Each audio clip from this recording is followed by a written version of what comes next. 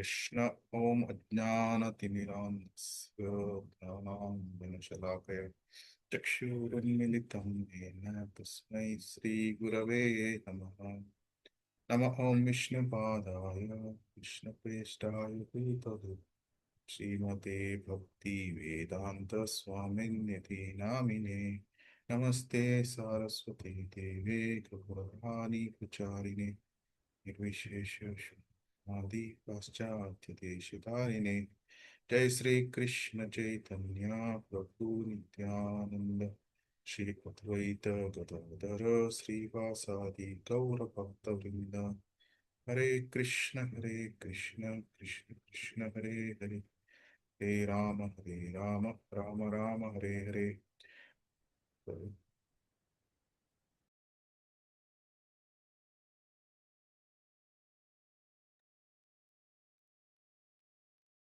ಹರೇ ಕೃಷ್ಣ. ಇವತ್ತಿನ ಕ್ಲಾಸಿಗೆ ಎಲ್ಲರಿಗೂ ಸ್ವಾಗತ.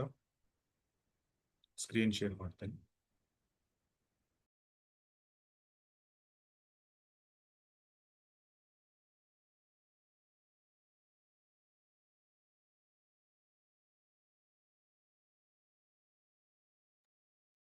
ಪ್ರಾರ್ಥನೆಯೊಂದಿಗೆ ಆರಂಭ ಮಾಡೋಣ. ಜಯ ಜಯ ಶ್ರೀ ಚೈತನ್ಯ ಜಯ ನಿತ್ಯಾನಂದ. ಟ್ವೀಟ್ ಮಾಡಿ ದಯವಿಟ್ಟು. ಜಯ ಜಯ ಶ್ರೀ ಚೈತನ್ಯ ಜಯ ನಿತ್ಯಾನಂದ ಜಯ ದ್ವೈತ ಚಂದ್ರ ಜಯ ಗೌರ ಭಕ್ತವೃಂದ. ಜಯ ದ್ವೈತ ಚಂದ್ರ ಜಯ ಗೌರ ಭಕ್ತವೃಂದ. ಕೇಳಿಸ್ತಾ ಇದೆಯಲ್ಲ? ಜಯ ಜಯ ಶ್ರೀ ಚೈತನ್ಯ ಜಯ ನಿತ್ಯಾನಂದ ಜಯ ದ್ವೈತ ಚಂದ್ರ ಜಯ ಗೌರ ಭಕ್ತವೃಂದ. ಜಯ ಜಯ ಶ್ರೀ ಚೈತನ್ಯ ಜಯ ನಿತ್ಯಾನಂದ ಜಯ ದ್ವೈತ ಚಂದ್ರ ಜಯ ಗೌರ ಭಕ್ತವೃಂದ. ಹರೇ ಕೃಷ್ಣ ಕೃಷ್ಣ ಕೃಷ್ಣ ಹರೇ ಹರೇ, ಹರೇ ರಾಮ ರಾಮ ರಾಮ ಹರೇ ಹರೇ. ಹರೇ ಕೃಷ್ಣ ಕೃಷ್ಣ ಕೃಷ್ಣ ಹರೇ ಹರೇ, ಹರೇ ರಾಮ ರಾಮ ರಾಮ ಹರೇ ಹರೇ. ಹರೇ ಕೃಷ್ಣ. ಮುಂದೆ ಹೋಗೋಣ. ಈಗ ನಾಮಾಪರಾಧ. ಹಿಂದಿನ ಕ್ಲಾಸಲ್ಲಿ ಏನು ನೋಡಿದ್ವಿ? ವೈಷ್ಣವ ಅಪರಾಧ. ಸ್ಪೀಡಿ PPT ಸಿಗುತ್ತಾ ನೋಡ್ತೀನಿ. ವೈಷ್ಣವ ಅಪರಾಧದಲ್ಲಿ ಏನು ನೋಡಿದ್ವಿ? ವೈಷ್ಣವ ಅಪರಾಧ ಗಂಭೀರವಾದ ಅಪರಾಧ. ಇದನ್ನು ಏನು ಹೇಳ್ತಾರೆ? ಹಾತಿಮಾತ ಅಪರಾಧ. ಯಾಕೆ ಇದನ್ನ ಹಾತಿಮಾತ ಅಪರಾಧ ಅಂತ ಹೇಳ್ತಾರೆ? ತುಂಬಾ ಗಂಭೀರವಾದ ಅಪರಾಧ. ಯಾಕೆ?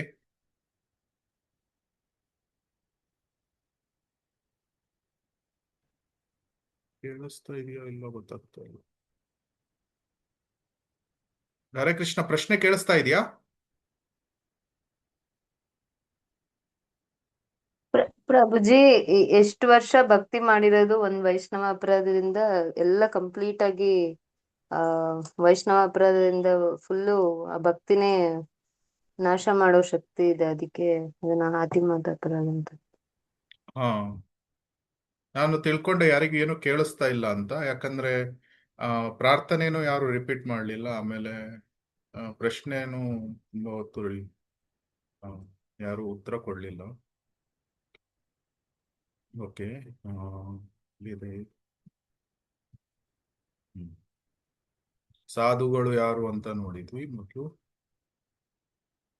ಸಾಧುಗಳು ಅಂದ್ರೆ ಸಾಧುವಿಗೆ ಎರಡು ತರಹದ ಲಕ್ಷಣಗಳು ಇರುತ್ತದೆ. ಯಾವುದು? ಒಂದು ಪ್ರಧಾನ ಲಕ್ಷಣ, ಎರಡನೇದು ಕನಿಷ್ಠ ಲಕ್ಷಣಗಳು. ಪ್ರಧಾನ ಲಕ್ಷಣ ಅಂದ್ರೆ ಕೃಷ್ಣನಿಗೆ ಅನನ್ಯ ಶರಣಾಗತಿ.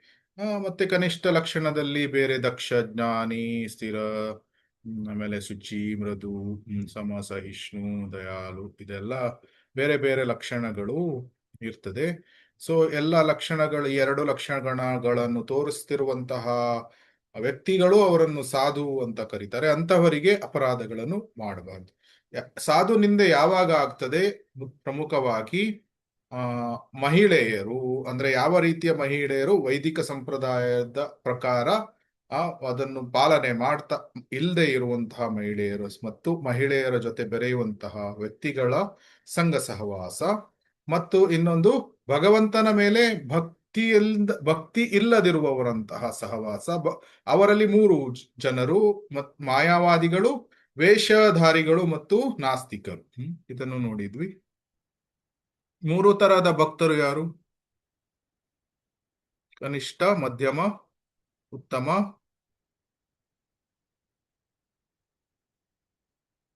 ಕನಿಷ್ಠ ಭಕ್ತ ಸಾಮಾನ್ಯವಾಗಿ ಯಾವ ಸ್ತರ ತನಕ?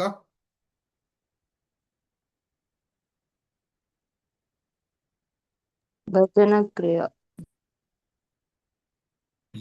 ಭಜನಕ್ರಿಯ ತನಕ ಕನಿಷ್ಠ. ಆಮೇಲೆ ಅನರ್ಥ ನಿವೃತ್ತಿ ಆಗ್ಬೇಕಾದ್ರೆ ಕನಿಷ್ಠನಿಂದ ಮಧ್ಯಮಕ್ಕೆ ಹೋಗ್ತಾನೆ. ಕನಿಷ್ಠನಿಂದ ಮಧ್ಯಮಕ್ಕೆ ಹೋಗ್ತಾನೆ. ಆಮೇಲೆ ಅನರ್ಥ ನಿವೃತ್ತಿ ಮುಗಿದ ತಕ್ಷಣ ಮಧ್ಯಮ ಆಗ್ತಾನೆ, ಮಧ್ಯಮ ಅಧಿಕಾರಿ. ಆಮೇಲೆ ಆಸಕ್ತಿಯ ತನಕ ಮಧ್ಯಮ ಅಧಿಕಾರಿ. ಆಸಕ್ತಿಯ ಸ್ತರದಲ್ಲಿ ಮಧ್ಯಮದಿಂದ ಉತ್ತಮಕ್ಕೆ ಹೋಗ್ತಾನೆ. ಭಾವ ಪ್ರೇಮಕ್ಕೆ ತಲುಪಿದ ತಕ್ಷಣ ಉತ್ತಮ ಅಧಿಕಾರಿ ಆಗ್ತಾನೆ. ಸೊ ಇದನ್ನು ನಾವು ಹಿಂದಿನ ಕ್ಲಾಸಲ್ಲಿ ನೋಡಿದ್ವಿ. ಕನಿಷ್ಠ ಭಕ್ತರಲ್ಲಿ ಎಷ್ಟು ವಿಧ? 3 ವಿಧ. ಯಾರ್ಯಾರು ನೀವು ಹೇಳಬೇಕು.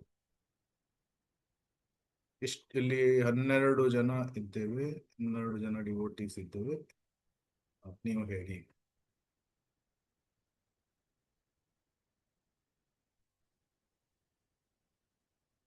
ಕನಿಷ್ಠ ಭಕ್ತರಲ್ಲಿ ಎಷ್ಟು ವಿಧ, ಮತ್ತೆ ಯಾರ್ಯಾರು ಅವರು ಹೇಳಿ, ಪರವಾಗಿಲ್ಲ. ಅಟ್ಲೀಸ್ಟ್ ಪ್ರಯತ್ನ ಆದ್ರೂ ಮಾಡಿದ್ರೆ ಒಳ್ಳೇದು. ಬೋರ್ ಆಗ್ತಾ ಇದೆಯಾ ಇವತ್ತು?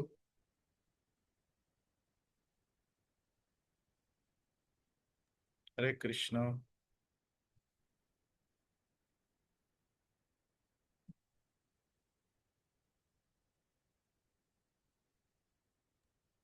ಓಕೆ, ಅದು ಸರಿಯಾಗಿ ಕನೆಕ್ಷನ್ ಇಲ್ಲ ಅನಿಸ್ತೀನಿ. ಹರೇ ಕೃಷ್ಣ ಪ್ರಭುಜಿ. ಹರೇ ಕೃಷ್ಣ. ಹೇಳಿ ಹೇಳಿ. ಕನಿಷ್ಠ ಕನಿಷ್ಠ ಭಕ್ತ. ಮೂರು. ಮಧ್ಯಮ ಕನಿಷ್ಠ ಭಕ್ತ, ಉತ್ತಮ ಕನಿಷ್ಠ ಭಕ್ತ, ಕೋಮಲ ಶ್ರದ್ಧಾ ಕನಿಷ್ಠ ಭಕ್ತ. 3 ಭಕ್ತ ಅಲ್ಲ ಪ್ರಭುಜಿ, ಆತರ ಅಲ್ಲ. ನೀವು ಪ್ರಯತ್ನ ಮಾಡಿದ್ದಕ್ಕೆ ತುಂಬಾ ಧನ್ಯವಾದಗಳು. ಕೋಮಲ ಶ್ರದ್ಧಾನೇ ಹೊಂದಿರ್ತಾನೆ ಕನಿಷ್ಠ ಭಕ್ತ ಅಂದ್ರೆ. ಉತ್ತಮ ಕನಿಷ್ಠ ಭಕ್ತ ಅಂತ ಹೇಳಲ್ಲ. ಪ್ರಕೃತ ಸಹಜಿಯ, ಪ್ರಾಕೃತ ಭಕ್ತ ಮತ್ತು ಹರಿನಾಮ ಭಕ್ತ, 3 ವಿಧಗಳು. ಅದರಲ್ಲಿ ಪ್ರಕೃತ ಸಹಜಿಯ ಅವನು ಏನು ಮಾಡ್ತಾನೆ? ಹರೇ ಕೃಷ್ಣ ಮಹಾಮಂತ್ರವನ್ನು ಜಪ ಮಾಡುವುದನ್ನು ತುಂಬಾ ಹಗುರವಾಗಿ ತೆಗೆದುಕೊಳ್ತಾನೆ. ಅಂದ್ರೆ ಒಂದು ಏನೋ ರೂಲ್ಸ್ ರೆಗ್ಯುಲೇಷನ್ಸ್ಗಳು ಇಲ್ಲ ಅವನಿಗೆ. ಪ್ರಕೃತ ಸಹಜಿಯ ಏನು, ಹರೇ ಕೃಷ್ಣ ಮಹಾಮಂತ್ರ ಜಪ ಮಾಡಿದ್ರೆ ಮಾಡ್ತಾನೆ, ಮಾಡ್ಲಿಲ್ಲ ಅಂದ್ರೆ ಮಾಡಲ್ಲ.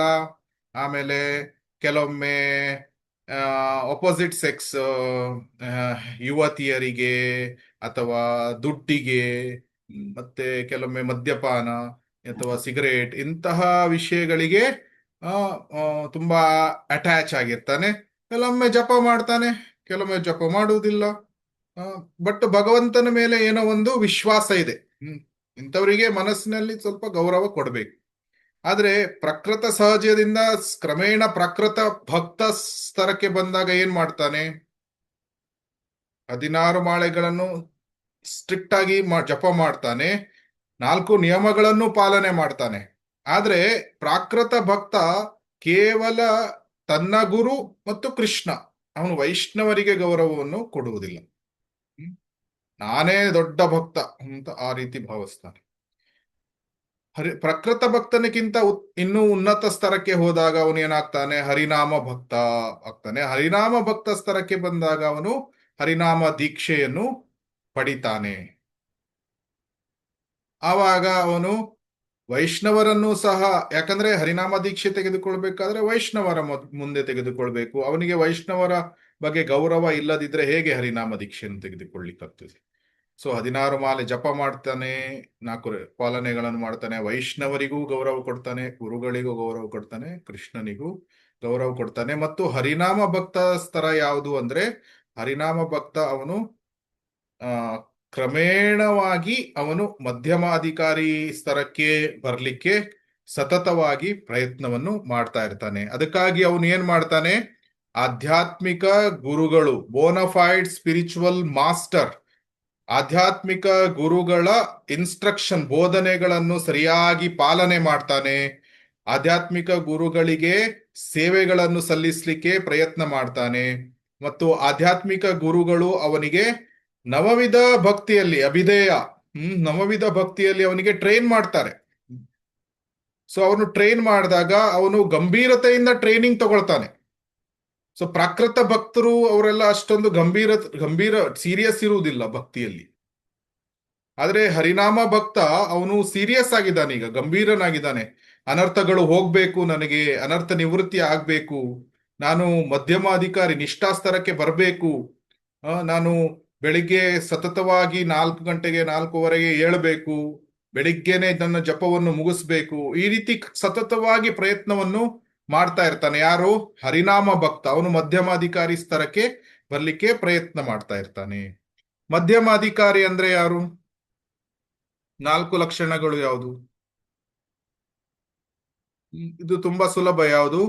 ಈಶ್ವರ ತತ್ ಅಧೀನೇಶು ಬಾಲಿಶೇಷು ದ್ವಿಷತ್ಸುಚಃ ಪ್ರೇಮ ಮೈತ್ರಿ ಕೃಪೋಪೇಕ್ಷ ಯತ್ಕರೋಷಿ ಸ ಮಧ್ಯಮಃ. ಸೊ ಈ ಶ್ಲೋಕದಲ್ಲಿ 4 ವಿಷಯಗಳು ಇದೆ. ಯಾವುದು? ದೇವೋತ್ತಮ ಪರಮ ಪುರುಷ ಮತ್ತು ಉನ್ನತ ಭಕ್ತರು. ಅವರಿಗೆ ಏನ್ ಮಾಡ್ತಾನೆ ಅವನು? ಪೂಜನೀಯ ಅಂತ ಭಾವಿಸಿ ಭಗವಂತನ ಬಗ್ಗೆ ಪ್ರೇಮವನ್ನು ಪಡಿಲಿಕ್ಕೆ ಅವನು ಪ್ರಯತ್ನವನ್ನು ಮಾಡ್ತಾ ಇರ್ತಾನೆ. 1ನೇ ವಿಷಯ. 2ನೇ ವಿಷಯ ಯಾವುದು?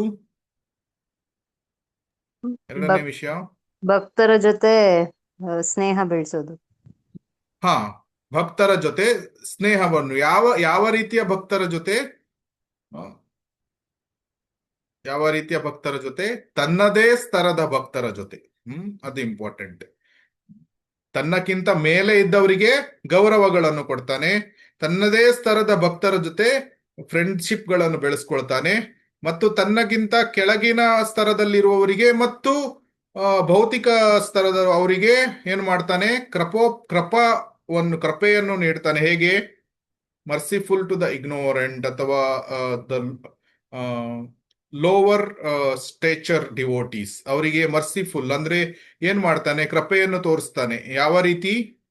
ಅವರಿಗೆ ಒಂದು ಬೋಧನಾ ಕಾರ್ಯಗಳನ್ನು ಮಾಡ್ತಾನೆ, ಅವರಿಗೆ ಆಧ್ಯಾತ್ಮಿಕ ಜ್ಞಾನಗಳನ್ನು ನೀಡ್ತಾನೆ. ಸೊ ಈ ರೀತಿ ಮಾಡ್ತಾನೆ. ಮತ್ತು 4ನೇಯದು ಯಾವುದು? ಯಾರು ದ್ವೇಷಿಗಳ ಆಗಿರ್ತಾರೆ, ಅವರು ಎನ್ವಿಯಸ್, ಮಾತ್ಸರ್ಯವನ್ನು ಹೊಂದಿರ್ತಾರೆ ಭಗವಂತನ ಬಗ್ಗೆ ಅಥವಾ ಭಗವಂತನ ಭಕ್ತರ ಬಗ್ಗೆ, ಅವರನ್ನು ದೂರ ಇಡ್ತಾನೆ. ಸೊ ನಾವು ಹಿಂದಿನ ಕ್ಲಾಸಲ್ಲಿ ಇನ್ನೊಂದು ಪಾಯಿಂಟ್ ನೋಡಿದ್ವಿ. ಏನು? ಉತ್ತಮ ಅಧಿಕಾರಿಗಳು ಸಹ ಬೋಧನಾ ಕಾರ್ಯಗಳನ್ನು ಮಾಡಬೇಕಾದ್ರೆ ಮಧ್ಯಮ ಅಧಿಕಾರಿ ಸ್ತರಕ್ಕೆ ಬಂದು ಬೋಧನೆಗಳನ್ನು ಮಾಡ್ತಾನೆ. ಆದ್ರಿಂದ ನಾವು ಒಂದು ತಪ್ಪು ಅರ್ಥ ಮಾಡ್ಕೊಳ್ಬಾರ್ದು. ಏನು ಅಂದ್ರೆ, ಯಾರ್ಯಾರು ಬೋಧನೆ ಮಾಡ್ತಾ ಇದ್ದಾರೆ ಅವರೆಲ್ಲ ಮಧ್ಯಮಾಧಿಕಾರಿಗಳು ಅಂತ ನಾವು ಆ ರೀತಿ ಭಾವಿಸಬಾರ್ದು. ಕನಿಷ್ಠ ಭಕ್ತರು ಬೋಧನೆಗಳನ್ನು ಮಾಡಲ್ಲ ಜನರಲ್ಲಿ, ಅಥವಾ ಮಾಡಿದ್ರೂ ಸಹ ಅವರು ಕನಿಷ್ಠ ಮಧ್ಯಮ ಸ್ತರದಲ್ಲಿರುವ, ಅಂದ್ರೆ ಟ್ರಾನ್ಸಿಷನ್ ಅಂತಹ ಭಕ್ತರು ಬೋಧನೆಗಳನ್ನು ಮಾಡ್ತಾ ಇರ್ತಾರೆ. ಆಮೇಲೆ ಮಧ್ಯಮ ಅಧಿಕಾರಿಗಳು ಜಾಸ್ತಿ ಬೋಧನೆಗಳನ್ನು ಮಾಡುವಂತ ತುಂಬಾ ಭಕ್ತರು, ಬೋಧನೆ ಮಾಡುತ್ತಿರುವಂತ ತುಂಬಾ ಭಕ್ತರು ಹೆಚ್ಚಿನವರು ಮಧ್ಯಮ ಅಧಿಕಾರಿ ಸ್ತರದಲ್ಲಿರ್ತಾರೆ. ಆದ್ರೆ ನಾವು ಈ ತರ ತಪ್ಪು ಮಾಡಬಾರ್ದು. ಏನಂದ್ರೆ, ಬೋಧನೆ ಯಾರ್ಯಾರು ಮಾಡ್ತಾ ಇದ್ದಾರೆ ಅವರು ಎಲ್ಲರೂ ಸಹ ಮಧ್ಯಮ ಅಧಿಕಾರಿಗಳು ಅಂತ ಆ ರೀತಿ ತಪ್ಪು ಅರ್ಥ ಮಾಡ್ಕೊಳ್ಬಾರ್ದು. ಯಾಕಂದ್ರೆ ಬೋಧನೆಗಳನ್ನು ಮಾಡ್ತಿರುವವರಲ್ಲಿ ತುಂಬಾ ಭಕ್ತರು ಉತ್ತಮ ಅಧಿಕಾರಿಗಳು ಸಹ ಆಗಿರಬಹುದು. ಕೆಲವರು ಸನ್ಯಾಸಿಗಳು ಅಥವಾ ದೊಡ್ಡ ಗುರುಗಳು ಅಥವಾ ಶುದ್ಧ ಭಕ್ತರು ಎಲ್ಲ ಇರಬಹುದು. ಸೊ ಅದರಿಂದ ಬೋಧನೆಗಳನ್ನು ಮಾಡುವವರು ಮಧ್ಯಮಾಧಿಕಾರಿಗಳು ಅಂತ ನಾವು ಭಾವಿಸಬಾರ್ದು. ಕೆಲವರು ಉತ್ತಮ ಅಧಿಕಾರಿಗಳು ಸಹ ಇರಬಹುದು. ಸೊ ಉತ್ತಮ ಅಧಿಕಾರಿಗಳು ಏನು ಲಕ್ಷಣಗಳು? ಅವರು ಯಾವಾಗ್ಲೂ ಎಲ್ಲಾ ಜೀವಾತ್ಮರು ಆ, ಅವರು ಜೀವಾತ್ಮನ ಸ್ತರದಲ್ಲಿ ನೋಡ್ತಾ ಇರ್ತಾರೆ, ಆತ್ಮನ ಸ್ತರದಲ್ಲಿ ನೋಡ್ತಾ ಇರ್ತಾರೆ. ಪಂಡಿತ ಸಮದರ್ಶಿನ, ಈವನ್ ಆ ಇರುವೆ ಅಥವಾ ದನ, ನಾಯಿ ಅಥವಾ ಸಸ್ಯಗಳು ಎಲ್ಲರಲ್ಲೂ ಜೀವಾತ್ಮನನ್ನು ನೋಡ್ತಾ ಇರ್ತಾರೆ. 1ನೇ ಪಾಯಿಂಟ್. 2ನೇ ಪಾಯಿಂಟ್, ಎಲ್ಲೆಲ್ಲೂ ಕೃಷ್ಣನನ್ನೇ ನೋಡ್ತಾ ಇರ್ತಾರೆ, ಅಣುಗಳಲ್ಲಿ ಮತ್ತು ಎಲ್ಲ ಜೀವಿಗಳ ಹೃದಯದಲ್ಲಿ ಪರಮಾತ್ಮನನ್ನು ನೋಡ್ತಾ ಇರ್ತಾರೆ. ಮತ್ತೆ 3ನೇ ಪಾಯಿಂಟ್ ಏನು? ಯಾರದ್ದು ಬಗ್ಗೆ ನೋ ಫಾಲ್ಟ್ ಫೈಂಡಿಂಗ್, ಯಾವುದೇ ತಪ್ಪುಗಳನ್ನು ನ್ಯೂನತೆಗಳನ್ನು ಮಾಡುವುದಿಲ್ಲ, ನಾವು ನೋಡುವುದಿಲ್ಲ, ಅಥವಾ ನಿಂದನೆಗಳನ್ನು ಮಾಡುವುದಿಲ್ಲ. ಇಂತಹ ಭಕ್ತರು ಉತ್ತಮ ಅಧಿಕಾರಿಗಳು. ಅವರಿಗೆ ಯಾವುದೇ ಮಾತ್ಸರ್ಯ ಭಾವ ಇರುವುದಿಲ್ಲ. ಪ್ರಮುಖವಾಗಿ ಯಾವುದೇ ಜೀವಿಗಳ ಬಗ್ಗೆ ಮಾತ್ಸರ್ಯ ಭಾವ ಇರುವುದಿಲ್ಲ. ಆದ್ರಿಂದ ಅವರು ತುಂಬಾ ಕರುಣಾಮಯಿಗಳು ಆಗಿ ಇರ್ತಾರೆ, ಉತ್ತಮ ಅಧಿಕಾರಿಗಳು. ವೈಷ್ಣವನ ಸ್ಥಾನ ಶ್ರೇಷ್ಠವಾದಷ್ಟು ಅಪರಾಧದ ಪರಿಣಾಮವು ಗಂಭೀರವಾಗ್ತದೆ. ಸೊ ಯಾವುದು 4 ಅಂಶಗಳ ಮೇಲೆ ಟೀಕಿಸ್ತಾರೆ ವೈಷ್ಣವನನ್ನು? ಬೇಕಾದ್ರೆ ಸ್ಲೈಡ್ ನೋಡ್ಕೊಳ್ಳಿ, ನೆನಪಾಗ್ತದೆ.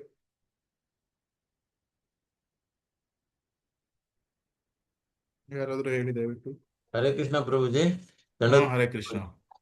ದಂಡವತ್. ಹುಟ್ಟಿನಿಂದ ಅವನ ಜಾತಿ ಅಂದ್ರೆ ಅವನ ಜಾತಿ ಬಗ್ಗೆ ಪ್ರಾಮುಖ್ಯತೆ ಕೊಡೋದು, ಅವನ ಆ ಜಾತಿಯವನು ಈ ಜಾತಿಯವನು ಅಂತ ಹೇಳ್ಬಿಟ್ಟು. ಆಮೇಲೆ ನಾವೇ ಸಹಜವಾಗಿ, ಯಾಕೆಂದ್ರೆ ನಮ್ಮಲ್ಲಿ ಜಾತಿ ಪದ್ಧತಿ ಅಂತ ಅನ್ನೋದು ಒಂದು ಅನಿಷ್ಟ ನಮ್ಮಲ್ಲಿ ಉಳಿದ್ಬಿಟ್ಟಿದೆ. ಅಲ್ಲಿ ಗೊತ್ತಿದ್ದೋ ಗೊತ್ತಿಲ್ದೇನೋ ನಾವು ಜಾತಿನ ಸಹಜವಾಗಿ ಐಡೆಂಟಿಫೈ ಮಾಡ್ಬಿಡ್ತೀವಿ. ಅದು ಮಾಡೋದಿಲ್ಲ, ಅದು ವೈಷ್ಣವನಿಗೆ ಗಂಭೀರವಾಗಿರ್ತಕ್ಕಂಥ ಅಪರಾಧ. ಹೌದು.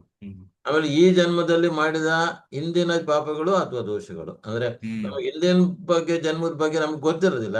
ಆದ್ರೆ ಈ ಜನ್ಮದಲ್ಲಿ ಏನ್ ದೋಷಗಳು ನಾವು ಅವರಲ್ಲಿ ಏನೋ ಕಾಣ್ತೀವಿ, ಅವ್ರ ಆಟಿಟ್ಯೂಡ್ಗಳಲ್ಲಿ ಅಥವಾ ಅವ್ರ ನಡವಳಿಕೆಗಳಲ್ಲಿ, ಅವ್ರ ಆಚಾರ ವಿಚಾರಗಳಲ್ಲಿ ಆ ದೋಷಗಳನ್ನು ನೋಡ್ತೀವಿ. ಅದು ಕೂಡ ಒಂದು ದೊಡ್ಡ ಅಪರಾಧ ಆಗ್ತದೆ.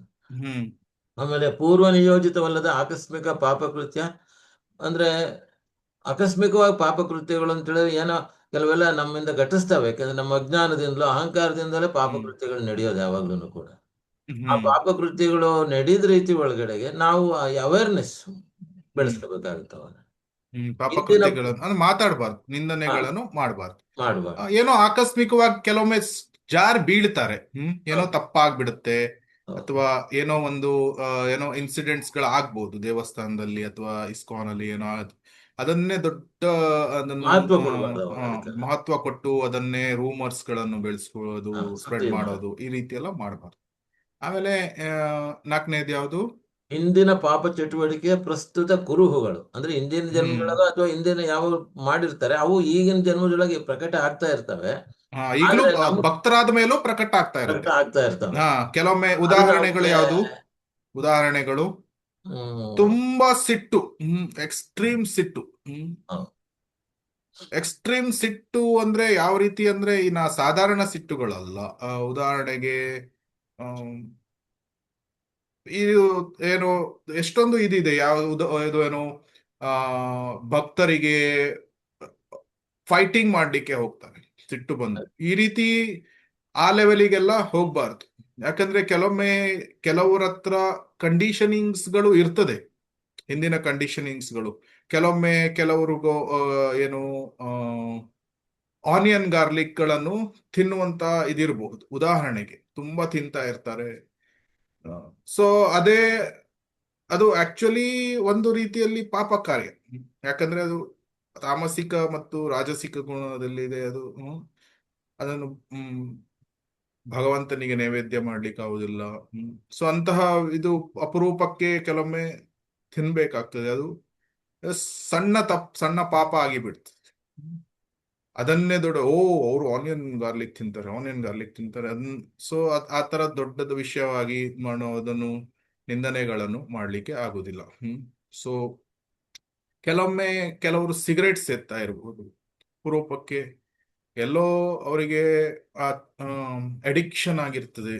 ಸೊ ಭಕ್ತರಾದ ಮೇಲೆ ಎಷ್ಟೊಂದು ಸನ್ನಿವೇಶಗಳು ಆಗಿದೆ. ಶಿಲಾ ಪ್ರಭುಪಾದ್ರ ಶಿಷ್ಯರು ಕೆಲವರು ಈ ತರ ಎಲ್ಲ ಭಕ್ತಿಗೆ ಬಂದ ಮೇಲೆ ಕೆಲವು ಹಿಂದೆ ಮಾಡಿದಂತ ಪಾಪ ಚಟುವಟಿಕೆಗಳನ್ನು ಬಿಡಲಿಕ್ಕಾಗದೆ ಕೆಲವೊಮ್ಮೆ ಅದಕ್ಕೆ ಅಂದ್ರೆ ಈ ತರ ಬೀಳ್ತಿದ್ರು ಆ ಚಟುವಟಿಕೆಗಳಿಗೆ. ಆದ್ರೆ ಮತ್ತೆ ಸ್ವಲ್ಪ ಸಮಯದ ನಂತರ ಅದನ್ನು ಮತ್ತೆ ಸರಿ ಮಾಡ್ಕೊಳ್ತಾರೆ, ತಿದ್ದಿಕೊಳ್ತಾರೆ. ಸೊ ಅದರಿಂದ ಅಂತಹ ವಿಷಯಗಳನ್ನು ತುಂಬಾ ಗಂಭೀರವಾಗಿ ತೆಗೆದುಕೊಂಡು ಅದರ ಬಗ್ಗೆ ರೂಮರ್ ಸ್ಪ್ರೆಡ್ ಮಾಡುವುದು, ಅದನ್ನೇ ದೊಡ್ಡ ವಿಷಯವನ್ನ ಮಾಡುವುದು, ಈ ರೀತಿ ಮಾಡಬಾರ್ದು. ಯಾಕಂದ್ರೆ ನಾವು ಎಲ್ಲ ವೈಷ್ಣವರಿಗೆ ಮೇಲೆ ಬರ್ಲಿಕ್ಕೆ ಅವ್ರು ಯಾವುದೇ ಸ್ತರದಲ್ಲಿ ಇರ್ಲಿ, ಅವರನ್ನು ಆ ಸ್ತರದಿಂದ ಮೇಲಕ್ಕೆ ಎದ್ದು ಬರ್ಲಿಕ್ಕೆ ಅಥವಾ ಆಧ್ಯಾತ್ಮಿಕ ಜೀವನದಲ್ಲಿ ಪ್ರಗತಿಯನ್ನು ಹೊಂದಲಿಕ್ಕೆ ಎಲ್ಲಾ ರೀತಿಯಲ್ಲಿ ಸಹಾಯವನ್ನು ನಾವು ಮಾಡಬೇಕು. ಅವರಲ್ಲಿ ಏನಾದ್ರೂ ನ್ಯೂನತೆಗಳು ಇದೆ ಅಥವಾ ಕಂಡೀಷನಿಂಗ್ಸ್ಗಳು ಇದೆ, ಬದ್ಧ ಜೀವನ ನಡೆಸಿರ್ತಾರೆ ಇದು ವೈಷ್ಣವರಾಗುವ ಮೊದಲು, ಆ ಬದ್ಧತೆಗಳು ಆ ಒಬ್ಬ ವೈಷ್ಣವನಲ್ಲಿ ಕಂಡು ಬಂದ್ರೆ ಅದನ್ನು ಅಫ್ಕೋರ್ಸ್ ತುಂಬಾ ನಾವು ಆ ಬದ್ಧತೆಗಳನ್ನು ಪ್ರೋತ್ಸಾಹನೆ ನೀಡುವುದಲ್ಲ, ಆದ್ರೆ ಆ ವೈಷ್ಣವನನ್ನು ನಾವು ನಿಂದನೆಗಳನ್ನು ಮಾಡಬಾರದು. 6 ರೀತಿಯ ವೈಷ್ಣವ ಅಪರಾಧಗಳು ಯಾವುದು?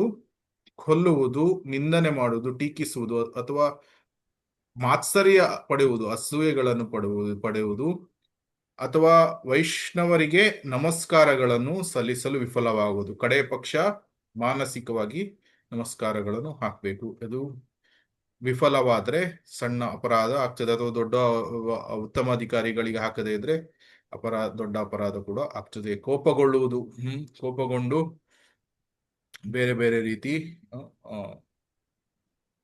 ಏನು, ಈಗ ಕೋಪಗೊಂಡಾಗ ಏನ್ ಮಾಡ್ತಾರೆ, ಕೆಲವೊಮ್ಮೆ ದೈಹಿಕವಾಗಿ ಸಹ ಅಬ್ಯೂಸ್ ಮಾಡಬಹುದು. ಈ ರೀತಿ ಎಲ್ಲ ಮಾಡಬಾರ್ದು. ಆಮೇಲೆ ಈವನ್ ಭಕ್ತನನ್ನು ನೋಡಿ ಸಂತೋಷ ಪಡದೇ ಇದ್ರೂ ಸಹ ಅವನ ಬಗ್ಗೆ ಮಾತ್ಸರ್ಯಗಳನ್ನು ಪಟ್ಟರೆ ಸಹ ಅದು ವೈಷ್ಣವ ಅಪರಾಧ ಆಗ್ತದೆ. ಇದನ್ನು ಹುಚ್ಚು ಆನೆ ಅಂತ ಹೇಳ್ತಾರೆ. ಯಾತಕ್ಕಂದ್ರೆ ಇದು ಭಕ್ತಿಯ ಬಳ್ಳಿಯನ್ನು, ದ ಸೀಡ್ ಅಥವಾ ಒಂದು ಬೀಜ, ಭಕ್ತಿಯ ಬೀಜವನ್ನೇ ನಾಶ ಮಾಡ್ತದೆ. ಬಳ್ಳಿ ಅಂದ್ರೆ ಸ್ವಲ್ಪ ಬೀಜ ಬಳ್ಳಿಯಾಗಿ ಬೆಳೀತದೆ, ಅದನ್ನು ಬಳ್ಳಿಯಾಗಿ ಬೆಳೆದ್ರೂ ಕೂಡ ಅದನ್ನು ಸಹ ನಾಶ ಮಾಡ್ತದೆ. ಸೊ ಅದರಿಂದ ತುಂಬಾ ಕೇರ್ಫುಲ್ ಆಗಿರ್ಬೇಕು.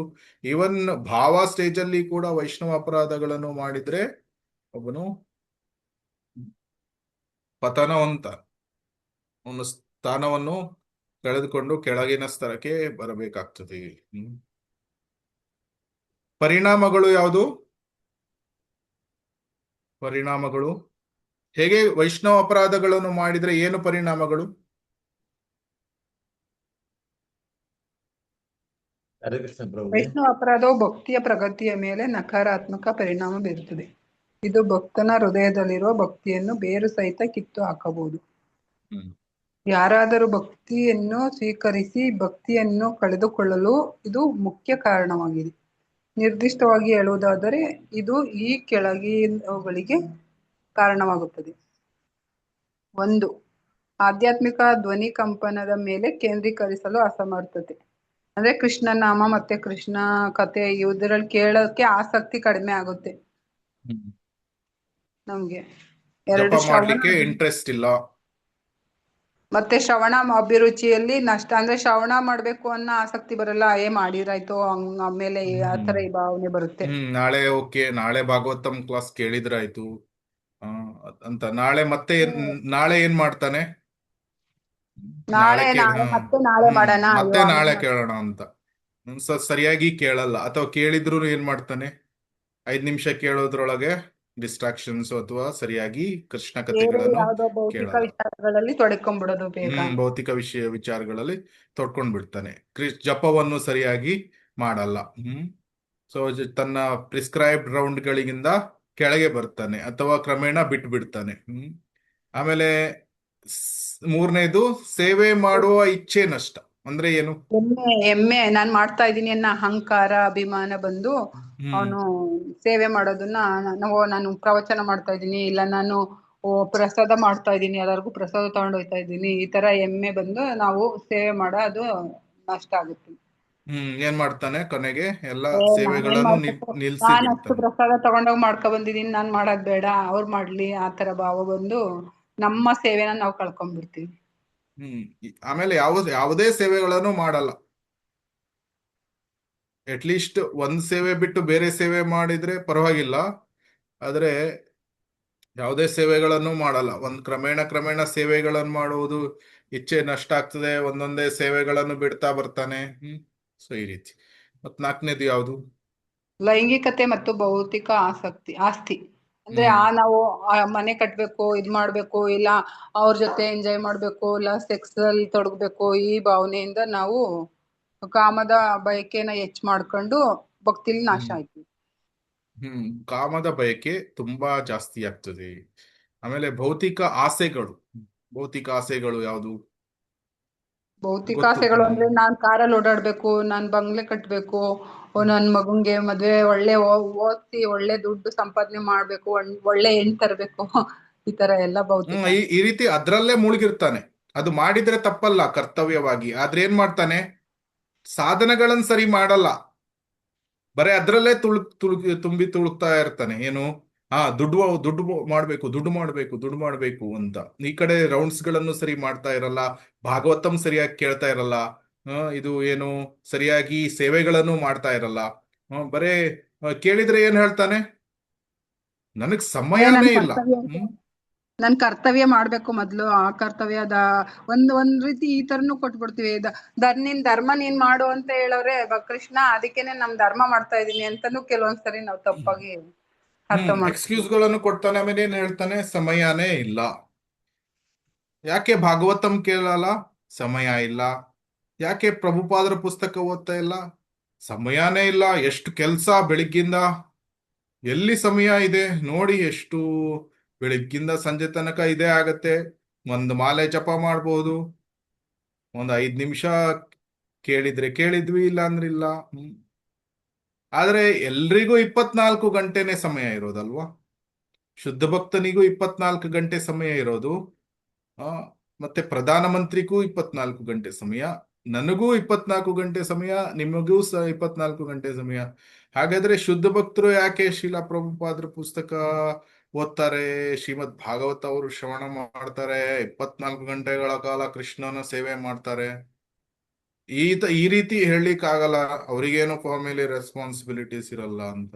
ಎಷ್ಟೊಂದು ಗೃಹಸ್ಥರೇ ಮಾಡ್ತಾರೆ, ಸನ್ಯಾಸಿಗಳು, ಬ್ರಹ್ಮಚಾರಿಗಳು. ಆಮೇಲೆ ಎಷ್ಟೊಂದು ಗೃಹಸ್ಥರು 8 ಗಂಟೆ 10 ಗಂಟೆ ಸಾಧನ ಮಾಡ್ತಾರೆ, ಆಫೀಸ್ ಕೆಲಸ ಮಾಡಿ 8 ಗಂಟೆ 10 ಗಂಟೆ ಸಾಧನ. ಅದು ಹೇಗ್ ಸಾಧ್ಯ ಆಗತ್ತೆ? ಯಾಕಂದ್ರೆ ನಮ್ಗೆ ಇಚ್ಛೆ ಇದ್ರೆ ಭಗವಂತ ಖಂಡಿತವಾಗಿ ಸಮಯವನ್ನು ನೀಡ್ತಾನೆ. ಭಗವದ್ಗೀತೆಯಲ್ಲಿ ಕೃಷ್ಣ ಏನ್ ಹೇಳ್ತಾನೆ, ಟೈಮ್ ಐ ಆಮ್, ನಾನೇ ಸಮಯ, ನನ್ನ ಶಕ್ತಿ ಅದು. ಸೊ ನಮ್ಗೆ ಭಾಗವತ ಓದುವಂತಹ ಆಸಕ್ತಿ ಇದ್ರೆ ಭಗವಂತ ಎಷ್ಟು ಸಮಯ ಬೇಕಾದ್ರೂ ಕೊಡ್ತಾನೆ. ಆಸಕ್ತಿ ಇದೆಯಾ, ಸಮಯ ಇಲ್ಲ ಅಂತ ಹೇಳೋದು ಅದು ದೊಡ್ಡ ಏನು ನಾವು ಮೂರ್ಖತನ. ಯಾರು ಸಮಯ ಇಲ್ಲ ಅಂತ ಹೇಳ್ತಾರೆ, ಅವರು ಏನ್ ಹೇಳ್ತಾ ಇದ್ದಾರೆ ಅಂದ್ರೆ, ನನಗೆ ಓದಕ್ಕೆ ಇಂಟ್ರೆಸ್ಟ್ ಇಲ್ಲ, ನನಗೆ ಆಸಕ್ತಿ ಇಲ್ಲ ಅಂತ. ಯಾಕಂದ್ರೆ ನಾವು ಕೃಷ್ಣನಿಗೆ, ನಾವು ಭಾಗವತ ಓದುವಂತಹ ನನ್ಗೆ ಅಷ್ಟೊಂದು ಉತ್ಸುಕತೆ ಇದೆ, ತೀವ್ರವಾದ ಇಚ್ಛೆ ಇದೆ ಅಂತ ನಾವು ಕೃಷ್ಣನಿಗೆ ತೋರಿಸಿದ್ರೆ ಕೃಷ್ಣ ಸಮಯ ಕೊಡ್ತಾನೆ. ಮೊದಲು 5 ನಿಮಿಷ ಕೊಡ್ಬೋದು, ಆಮೇಲೆ 15 ನಿಮಿಷ, ಆಮೇಲೆ 1 ಗಂಟೆ 2 ಗಂಟೆ, ಆಮೇಲೆ ಎಷ್ಟು ಸಮಯ ಇರುತ್ತಂದ್ರೆ ಭಾಗವತನೇ ಓದ್ತಾ ಇರ್ಬೋದು. ಅಷ್ಟು ಸಮಯಗಳನ್ನು ಭಗವಂತ ನೀಡ್ತಾನೆ. ಇನ್ನು ಸಮಯ ಇಲ್ಲ ಅಂತ ಹೇಳ್ಬಾರ್ದು, ನಾವು ಭಗವಂತನಿಗೆ ತೋರಿಸ್ಬೇಕು ನಮ್ಗೆ ಆ ಇಚ್ಛೆ ಇದೆ ಅಂತ. ಆಮೇಲೆ ಪ್ರಭುಪಾದರ ಪುಸ್ತಕಗಳನ್ನು ಓದ್ಬೇಕು, ಮತ್ತೆ ಶ್ರೀಮದ್ ಭಾಗವತವನ್ನು ಪ್ರತಿದಿನ ಕೇಳ್ಬೇಕು. ಆಮೇಲೆ 5ನೇದು ಯಾವುದು? ವೈಷ್ಣವ ಸಂಘದ ನಷ್ಟ. ನಾವು ವೈಷ್ಣವ ನಿಂದನೆ ಮಾಡೋದು, ಇದ್ ಮಾಡೋದು ಮಾಡಿ ಅವ್ರ ಮೇಲೆ ದ್ವೇಷ ಬೆಳೆಸ್ಕೊಂಡಿರ್ತೀವಲ್ಲ, ಅವ್ರಿಗೆ ನಾವು ಯಾವ ಸೇವೆನೂ ಮಾಡಲ್ಲ. ಮತ್ತು ವೈಷ್ಣವ ಭಕ್ತರ ಸಂಘ ಬಗ್ಗೆ ವೈಷ್ಣವರ ಸಂಘನೇ ತೆಗೆದುಕೊಳ್ಳಕ್ಕೆ ಹಿಂಜರಿತಾರೆ. ಕ್ಲಾಸ್ಗಳು ಬೇಡ, ದೇವಸ್ಥಾನಕ್ಕೆ ಹೋಗೋದು ಬೇಡ, ವೈಷ್ಣವರ ಇದು ಏನು ಸಂಘ ಬೇಡ. ಈ ರೀತಿ ಅವರು ಎಲ್ಲಾ ಸಂಘಗಳನ್ನು ಬಿಟ್ಬಿಡ್ತಾರೆ, ಕ್ಲಾಸ್ ಕೇಳೋದು ಬಿಟ್ಬಿಡ್ತಾರೆ. ಹ್ಮ್ ಆಮೇಲೆ ದೇವಸ್ಥಾನಕ್ಕೆ ಹೋಗೋದು ಬಿಟ್ಬಿಡ್ತಾರೆ. ಮತ್ತೆ ಭಕ್ತರ ಬಗ್ಗೆ ಅಸೂಯೆಗಳನ್ನು ಪಡ್ಲಿಕ್ಕೆ ಆರಂಭ ಮಾಡ್ತಾರೆ. ನಾನು ಯಾಕೆ ದೇವಸ್ಥಾನಕ್ಕೆ ಹೋಗ್ತಾ ಇಲ್ಲ ಗೊತ್ತಾ, ಅಲ್ಲೊಬ್ಬ ಭಕ್ತ ಇದ್ದಾನೆ, ಅವನು ನೋಡಿದ್ರೆ ನನ್ಗಾಗಲ್ಲ, ನಾನು ಆ ರೀತಿ ಹೇಳ್ತಾನೆ, ಅವನು ಆಟಿಟ್ಯೂಡ್ ಸರಿ ಇಲ್ಲ ಅವನು ಅಂತ ಈ ರೀತಿ ಎಲ್ಲ ಹೇಳ್ಬೋದು. ಈ ಅಸೂಯೆಗಳನ್ನು ಪಡುವುದು, ಇದೆಲ್ಲ ಪರಿಣಾಮಗಳು ಯಾರು ವೈಷ್ಣವ ಅಪರಾಧಗಳನ್ನು ಮಾಡ್ತಾರೆ, ಇಂತಹ ಆ, ಏನು ಸಿಂಪ್ಟಮ್ಸ್ಗಳು ಅವನಲ್ಲಿ ಕಾಣಿಸ್ತದೆ. ಸೊ ಇದಕ್ಕೆ ಪರಿಹಾರ ಹೇಗೆ? ಪರಿಹಾರ ಎಲ್ಲರನ್ನು ತಪ್ಪಿಸುವುದು ಹೇಗೆ? ಎಲ್ಲರನ್ನು ಗೌರವಿಸ್ಬೇಕು, ಎಲ್ಲರನ್ನು ವಿಶೇಷ ಭಕ್ತರು ಅಂತ ಅನ್ಕೋಬೇಕು. ನನ್ಗಿಂತ ಅವರು ತುಂಬಾ ಭಕ್ತಿಲಿ ಮುಂದುವರೆದವ್ರೆ, ಅವರು ಎಷ್ಟ್ ಚೆನ್ನಾಗ್ ಮಾಡ್ತಾರೆ ಅಂತ ಈ ತರ ನಾವ್ ಅನ್ಕೊಂಡು ಅವ್ರನ್ನ ನೋಡಿ ಕಲಿಯೋಕೆ, ಅವರಲ್ಲಿ ಏನ್ ಒಳ್ಳೆ ಗುಣ ಇದೆ ಅದನ್ನ ನೋಡಿ ಕಲಿಯಕ್ ಪ್ರಯತ್ನ ಪಟ್ಟಾಗ ನಾವು ದೋಷಗಳನ್ನು ನೋಡಬಾರ್ದು, ಅವರಲ್ಲಿ ಯಾವುದು ಒಳ್ಳೆ ಗುಣಗಳು ಇದೆ ಅದನ್ನು ನೋಡ್ಬೇಕು. ಯಾಕಂದ್ರೆ ಪ್ರತಿಯೊಬ್ಬ ಭಕ್ತನಲ್ಲೂ ಏನಾದ್ರೂ ಕಡೆ ಪಕ್ಷ ಒಂದು ಒಳ್ಳೆ ಗುಣಗಳು ಇರುತ್ತೆ. ಏನು ಒಳ್ಳೆ ಗುಣ ಇಲ್ಲ ಅಂದ್ರೂ ಅಟ್ಲೀಸ್ಟ್ ಒಂದು ಒಳ್ಳೆ ಗುಣ ಏನಿರುತ್ತೆ ಅಂದ್ರೆ ಅವನು ಕೃಷ್ಣನ ಹತ್ತಿರ, ಕೃಷ್ಣನನ್ನು ಪ್ರೀತಿ ಮಾಡ್ಲಿಕ್ಕೆ ಪ್ರಯತ್ನ ಮಾಡ್ತಾ ಇದ್ದಾನೆ. ಅಟ್ಲೀಸ್ಟ್ ಅದನ್ನಾದ್ರೂ ನೋಡಿ ನಾವು ಅದನ್ನ ಕಲೀಲಿಕ್ಕೆ ನೋಡ್ಬೇಕು. ಸೊ ಪ್ರತಿಯೊಬ್ಬ ಭಕ್ತನಲ್ಲೂ ಒಳ್ಳೊಳ್ಳೆ ಗುಣಗಳಿರುತ್ತೆ, ಅದನ್ನೆಲ್ಲ ನಾವು ಕಲ್ತು ನಮ್ಮಲ್ಲಿ ಅಳವಡಿಸ್ಕೊಳ್ಳಿಕ್ ನೋಡಿದಾಗ ನಾವು ಒಳ್ಳೆ ಭಕ್ತರಾಗ್ತೀವಿ. ಆಮೇಲೆ ತೃಣಾದಪಿ ಸುನೀಚೇನ ತರೋರಪಿ ಸಹಿಷ್ಣುನ ಅಮಾನೀನ ಮಾನದೇನ ಕೀರ್ತನೀಯ ಸದಾ ಹರಿ. ಸೊ ಈ ಶ್ಲೋಕವನ್ನು ಯಾವಾಗ್ಲೂ ನೆನ್ಪಿಟ್ಕೊಳ್ಬೇಕು. ಎಲ್ಲ ಬೇರೆ ಭಕ್ತರಿಗೆ ಇರ್ಲಿ ಅಥವಾ ಬೇರೆ ನಮ್ಮ ಮನೆಯಲ್ಲಿ ಬೇರೆ ನಮ್ಮ ಸಂಬಂಧಿಕರಿರ್ಲಿ, ತಂದೆ ತಾಯಿಗಳು ಅಥವಾ ಬೇರೆ ರಿಲೇಟಿವ್ಸ್ಗಳು, ಮನೆಯಲ್ಲಿ ಯಾರಿರ್ತಾರೆ ಅಥವಾ ಬೇರೆ ಜೀವಾತ್ಮಗಳು ಯಾರು, ನಾಯಿ ದನ ಯಾರಿಗಿದ್ರೂ ನಾವು ಸಂಪೂರ್ಣ ಗೌರವಗಳನ್ನು ನಾವು ಕೊಡಬೇಕು. ಅವ್ರು ಯಾರೇ ಇರ್ಲಿ. ಈವನ್ ಪ್ರಹ್ಲಾದ್ ಮಹಾರಾಜ ಹಿರಣ್ಯಕಶಿಪುವಿಗೂ ಅವನು ಗೌರವ ಕೊಡ್ತಾ ಇದ್ದ. ಮತ್ತೆ ನಮಗೆ ಮರಳಿ ನಾವು ಯಾವುದನ್ನು ಅಪೇಕ್ಷೆ ಪಡಬಾರ್ದು. ಏನು ಅಂದ್ರೆ ನನ್ಗೆ ಎಲ್ಲ ಗೌರವ ಕೊಡಬೇಕು, ಅವೆಲ್ಲ ಅಂದ್ರೆ ಯಾಕೆ ನನ್ಗೆ ಗೌರವಗಳನ್ನು ಕೊಡ್ತಾ ಇಲ್ಲ, ಈ ರೀತಿ ಎಕ್ಸ್ಪೆಕ್ಟೇಷನ್ಸ್ ಗಳನ್ನು ಇಡಬಾರ್ದು. ಒಂದ್ ವೇಳೆ ಇದು ವೈಷ್ಣವ ಅಪರಾಧ ಆಗಿಬಿಡ್ತು, ಆ ಭಕ್ತನ ಕಾಲಿಗೆ ಬಿದ್ದು ಕ್ಷಮೆಗಳನ್ನು ಕೇಳಬೇಕು. ಅಪರಾಧಗಳು ನಡೆದ ನಂತರ ಪಶ್ಚಾತ್ತಾಪ ಪಟ್ಟು ಕ್ಷಮಾಪಣೆ ಕೇಳಿ ಅವನ ಗೌರವವನ್ನು ಅವನಿಗೆ ಗೌರವ ಕೊಟ್ಟು ಅವನ ಮಹಿಮೆಗಳನ್ನು ಗುಣಗಾನ ಮಾಡಬೇಕು. ಹರೇ ಕೃಷ್ಣ. ಇದು ಹಿಂದಿನ ಕ್ಲಾಸ್ ಅಲ್ಲಿ ನೋಡಿದ್ವಿ. ಇವತ್ತು ಎರಡನೇ ಅಪರಾಧ. ಇದಕ್ಕೆ ಮುಂದೆ ಹೋಗೋಣ. ಎರಡನೇ ಅಪರಾಧ ದಯವಿಟ್ಟು ಓದಿ ಯಾರಾದ್ರು. ಅಪರಾಧ 2. ಹರೇ ಕೃಷ್ಣ ಪ್ರಭುಜಿ, ಅವರಲ್ಲ ಪ್ರಭುಜಿ. ಓದಿ. ಅಪರಾಧ 2. ಶಿವ ಅಥವಾ ಬ್ರಹ್ಮನಂತಹ ದೇವತೆಗಳ ಹೆಸರುಗಳನ್ನು ವಿಷ್ಣು ಎಂಬ ನಾಮಕ್ಕೆ ಸಮಾನ ಅಥವಾ ಸ್ವತಂತ್ರವೆಂದು ಪರಿಗಣಿಸುವುದು. ಶಿವಸ್ಯ ಶ್ರೀ ವಿಷ್ಣೋರ್ಯ ಇಹ ಗುಣನಾಮದಿ ಸಕಲಂ ಧಿಯಾ ಭಿನ್ನಂ ಪಶ್ಯೆ ಸ ಖಲು ಹರಿನಾಮ ಹಿತಕರಃ. ಪದ್ಮಪುರಾಣ ಹರಿಭಕ್ತಿ ವಿಲಾಸ. ತಮ್ಮ ಬುದ್ಧಿಶಕ್ತಿಯಿಂದ ಭಗವಾನ್ ಶಿವನ ಅಲೌಕಿಕ ಗುಣಗಳು ಮತ್ತು ನಾಮಗಳನ್ನು ಭಗವಾನ್ ವಿಷ್ಣುವಿನ ನಾಮಗಳಿಗೆ ಸಮಾನ ಅಥವಾ ಪ್ರತ್ಯೇಕವೆಂದು ಪರಿಗಣಿಸುವವನು. ಅಂದರೆ ದೇವತೆಗಳು ಪರಮಾತ್ಮನಾದ ವಿಷ್ಣುವಿಗೆ ಸಮಾನರು ಎಂದು ಭಾವಿಸುವವನು ಹರಿ ಎಂಬ ಪವಿತ್ರ ನಾಮಕ್ಕೆ ಅಪರಾಧಿ, ಅಹಿತಕರಃ ಎಂದು ಪರಿಗಣಿಸಲಾಗುತ್ತದೆ. ಹರಿಕೃಷ್ಣ ಪ್ರಭುರಿ, ಧನ್ಯವಾದ. ಇದು ಪ್ರಮುಖವಾಗಿ ಕೆಲವರು ಏನು ಆಲೋಚನೆ ಮಾಡ್ತಾರೆ ಅಂದ್ರೆ ದೇವತೆಗಳು ಮತ್ತು ವಿಷ್ಣು ಎಲ್ಲ ಸೇಮ್. ಆ ದೇವತೆ ಅಂದ್ರೆ ಏನು, ವಿಷ್ಣುಗಳು, ವಿಷ್ಣು ಒಬ್ಬನು ದೇವತೆನೇ ಅವನು, ಈ ರೀತಿ ಭಾವಿಸ್ತಾರೆ. ಇದು ದೊಡ್ಡ ಅಪರಾಧ ಆಗ್ತದೆ. ಅಥವಾ ಶಿವ ಮತ್ತು ವಿಷ್ಣು, ಬ್ರಹ್ಮ ಇವರೆಲ್ಲ ಗುಣ ಅವತಾರಗಳು. ಸೊ ಶಿವ ಮತ್ತು ಬ್ರಹ್ಮ ಹೇಗಿದ್ದಾರೆ ಅದೇ ರೀತಿ ವಿಷ್ಣು ಅಂತ. ಸೊ ಈ ರೀತಿ ಭಾವಿಸಿದ್ರೆ ತಪ್ಪಾಗ್ತದೆ. ಸೊ ದೇವತೆಗಳು ಎಲ್ಲರೂ ಕೃಷ್ಣನ ಸೇವಕರು. ಕೃಷ್ಣ ಪ್ರೈಮ್ ಮಿನಿಸ್ಟರ್ ಇದ್ದಾಗೆ ಉಳಿದ ಎಲ್ಲ ಮಿನಿಸ್ಟರ್ಸ್ಗಳು ಅಥವಾ MP ಗಳು, ಸಬ್ ಮಿನಿಸ್ಟರ್ಸ್ಗಳು, ಅವರೆಲ್ಲ ದೇವತೆಗಳು ಏನು ಬ್ರಹ್ಮಾಂಡದ ಮೇಲ್ವಿಚಾರಣೆಗಳನ್ನು ನೋಡ್ಲಿಕ್ಕೆ ಕೃಷ್ಣನಿಗೆ ಸಹಾಯವನ್ನು ಮಾಡ್ತಾ ಇರ್ತಾರೆ. ಅವರು ಕೇವಲ ಒಂದು ಬ್ರಹ್ಮಾಂಡಕ್ಕೆ ಮಾತ್ರ. ಆದ್ರೆ ಎಷ್ಟು ಬ್ರಹ್ಮಾಂಡಗಳು ಇದೆ? ಎಷ್ಟು ಬ್ರಹ್ಮಾಂಡಗಳು ಇದೆ? ಸಂಖ್ಯೆ ಅಂತ. ಅನಂತ ಬ್ರಹ್ಮಾಂಡ, ಅನಂತ ಅಸಂಖ್ಯ ಬ್ರಹ್ಮಾಂಡ. ಬ್ರಹ್ಮಾಂಡ. ಹೇಗೆ ಮಹಾವಿಷ್ಣುನು ಹೇಗೆ ಶ್ವಾಸವನ್ನು ಬಿಡಬೇಕಾದ್ರೆ ಅಸಂಖ್ಯ ಬ್ರಹ್ಮಾಂಡ. ಸೊ ಇದು ಈ ಸ್ಟೋರಿ ಗೊತ್ತಲ್ವಾ? ಏನು ದ್ವಾರಕೆಯಲ್ಲಿ ಕೃಷ್ಣ ಒಮ್ಮೆ ಆ ಅನೇಕ ಬ್ರಹ್ಮರನ್ನು ಕರೀತಾನೆ. ಒಬ್ಬ ಬ್ರಹ್ಮನಿಗೆ 4 ಮುಖ, ಮತ್ತೆ ಇನ್ನೊಬ್ಬ ಬ್ರಹ್ಮನಿಗೆ 8 ಮುಖ, ಇನ್ನೊಬ್ಬನಿಗೆ 100 ಮುಖ, 1000 ಮುಖ, 1,00,000 ಮುಖ. ಸೊ ಬ್ರಹ್ಮಾಂಡ ಎಷ್ಟು ದೊಡ್ಡದಾಗ್ತದೆ ಅಷ್ಟು ಜಾಸ್ತಿ ಮುಖಗಳು ಬ್ರಹ್ಮನಿಗೆ. ಸೊ ದ್ವಾರಕೆಯಲ್ಲಿ ಈ ರೀತಿ ಅಷ್ಟು ಬ್ರಹ್ಮರು ಬಂದು ಒಂದೇ ಸಲ ಕೃಷ್ಣನಿಗೆ ತಮ್ಮ ಈ ಎಲ್ಲಾ ಮುಖಗಳನ್ನು ಬಗ್ಗಿಸಿ ಕೃಷ್ಣನಿಗೆ ನಮಸ್ಕಾರಗಳನ್ನು ಹಾಕ್ತಾರೆ. ಸೊ ಈ ರೀತಿ ದೇವತೆಗಳು ಕೇವಲ ಒಂದು ಬ್ರಹ್ಮಾಂಡಕ್ಕೆ ಇನ್ಚಾರ್ಜ್. ಒಬ್ಬ ನಮ್ಮ ಚತುರ್ಮುಖಿ ಬ್ರಹ್ಮ ನಮ್ಮ ಬ್ರಹ್ಮಾಂಡಕ್ಕೆ ಮಾತ್ರ ಅವನು ಮೀಸಲು, ಅವನ ಮೇಲ್ವಿಚಾರಣೆ ಇಲ್ಲಿ ಮಾತ್ರ. ನಮ್ಮ ಚತುರ್ಮುಖಿ ಬ್ರಹ್ಮ ಹೋಗಿ ಅವನು ಅಷ್ಟಮುಖಿ ಬ್ರಹ್ಮಾಂಡದಲ್ಲಿ ಅವನು ಏನು ನಡೆಸಲಿಕ್ಕೆ ಆಗುವುದಿಲ್ಲ, ತನ್ನ ಅಧಿಕಾರವನ್ನು ನಡೆಸಲಿಕ್ಕೆ ಆಗುವುದಿಲ್ಲ.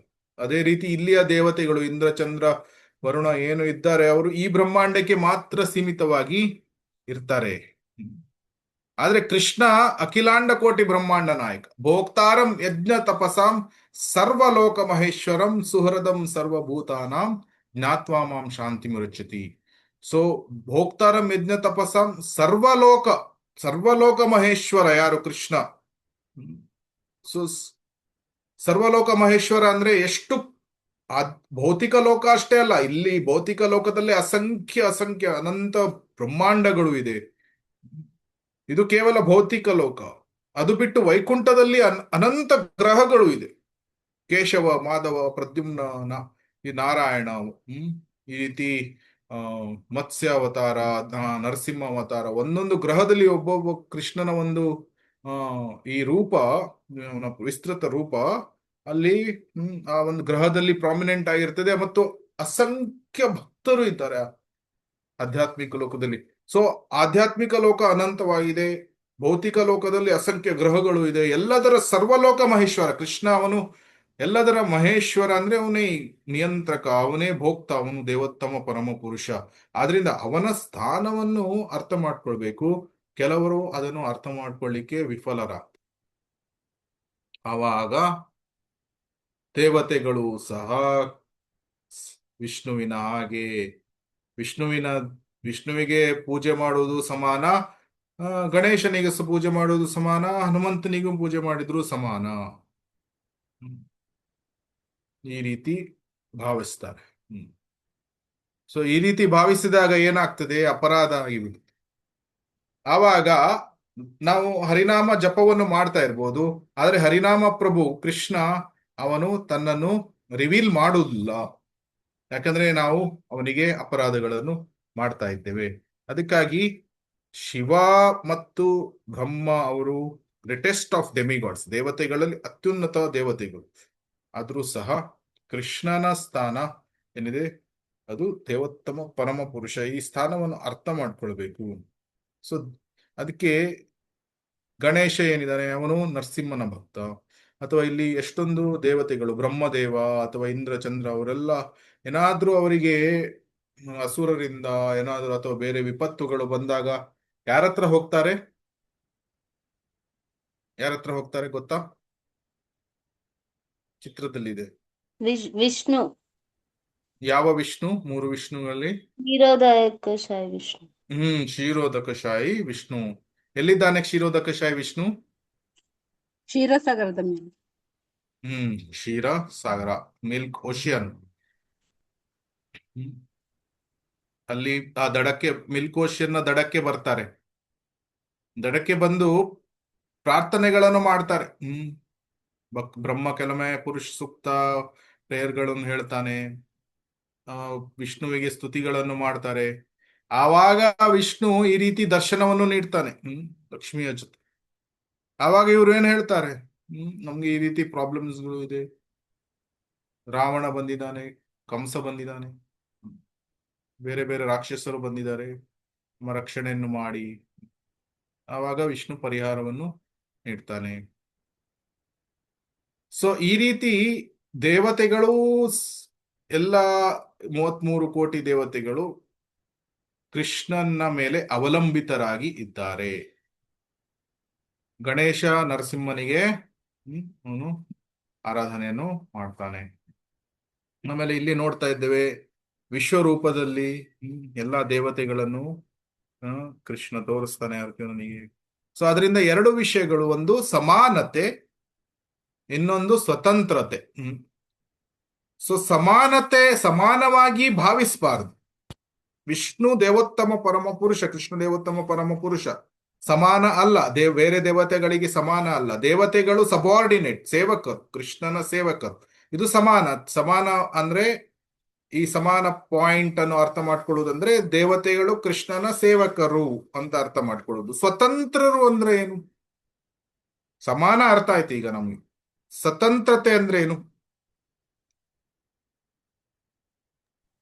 ಹರೇ ಕೃಷ್ಣ ಪ್ರಭುಜಿ, ತಾವೇ ಸ್ವತಂತ್ರವಾಗಿ ನಿರ್ಣಯಗಳನ್ನು ತಗೊಳ್ತಕ್ಕಂಥದ್ದು. ನಿರ್ಣಯಗಳನ್ನು ತೆಗೆದುಕೊಳ್ಳುವುದು ಅಥವಾ ಏನು, ವರಗಳನ್ನು ನೀಡುವುದು. ಉದಾಹರಣೆಗೆ ನಾನು ಹೋಗಿ ಗಣೇಶನ ಹತ್ರ ಹೋಗಿ ಕೇಳ್ತೇನೆ, ಏನು, ನನಗೆ ಒಂದು ಮನೆ ಬೇಕು ಒಂದು.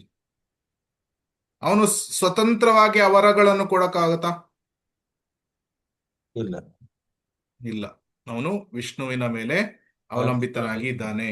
ಅವನು ಏನ್ ಕೇಳ್ತಾನೆ? ನಾವು ವರಗಳನ್ನು ಕೇಳಿದಾಗ ಅವನು ವಿಷ್ಣುವಿನ ಪರ್ಮಿಷನ್ ಕೇಳಬೇಕು. ನನ್ ಕೊಡ್ಲಾ, ಈ ರೀತಿ ಒಬ್ನು ಭಕ್ತ ಬಂದ ಕೇಳ್ತಾ ಇದ್ದಾನೆ, ಕೊಡಲಾ? ಸೊ ಅದರಿಂದ ಅವರು ಸ್ವತಂತ್ರರಾಗಿ ಇಲ್ಲ. ದೇವತೆಗಳು ವಿಷ್ಣುವಿನಿಂದ ಸ್ವತಂತ್ರರಾಗಿ ಕೂಡ ಇಲ್ಲ. ಅವರು ವಿಷ್ಣುವಿನ ಮೇಲೆ ಅವಲಂಬಿತರಾಗಿದ್ದಾರೆ. ಸೊ ವಿಷ್ಣುವಿನ ಸರ್ವೋಚ್ಚ ಮೇಲ್ವಿಚಾರಣೆ ಮತ್ತು ಇಚ್ಛೆಯ ಪ್ರಕಾರ ನಡೀತಾ ಇರ್ತಾರೆ.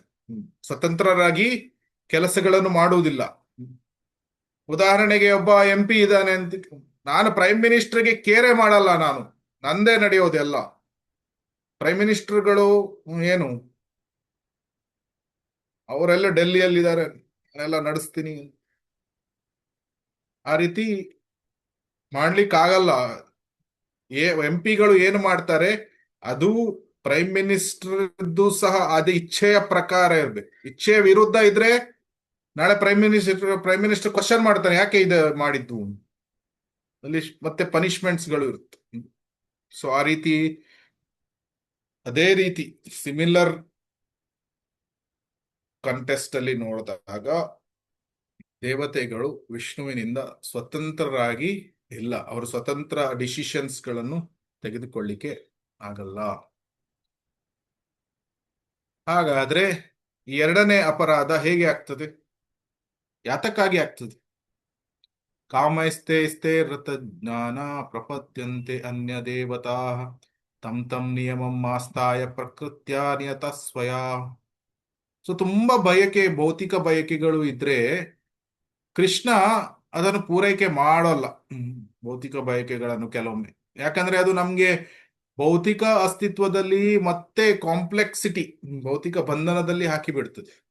ಮತ್ತೆ ನಾವು ಜನ್ಮ ಮೃತ್ಯು ಜರಾವ್ಯಾಧಿ ಚಕ್ರದಲ್ಲಿ ಮತ್ತೆ ಹೋಗ್ತಾ ಇರಬೇಕು. ಅದಕ್ಕೆ ಕೃಷ್ಣ ನೀಡುವುದಿಲ್ಲ. ಅದಕ್ಕೆ ಕೃಷ್ಣ ನೀಡದೇ ಇದ್ದಾಗ ಭೌತಿಕ ಬಯಕೆಗಳು ಇದ್ದಂತಹ ಈ ಮನುಷ್ಯರು ಏನ್ ಮಾಡ್ತಾರೆ, ಮಾನವರು?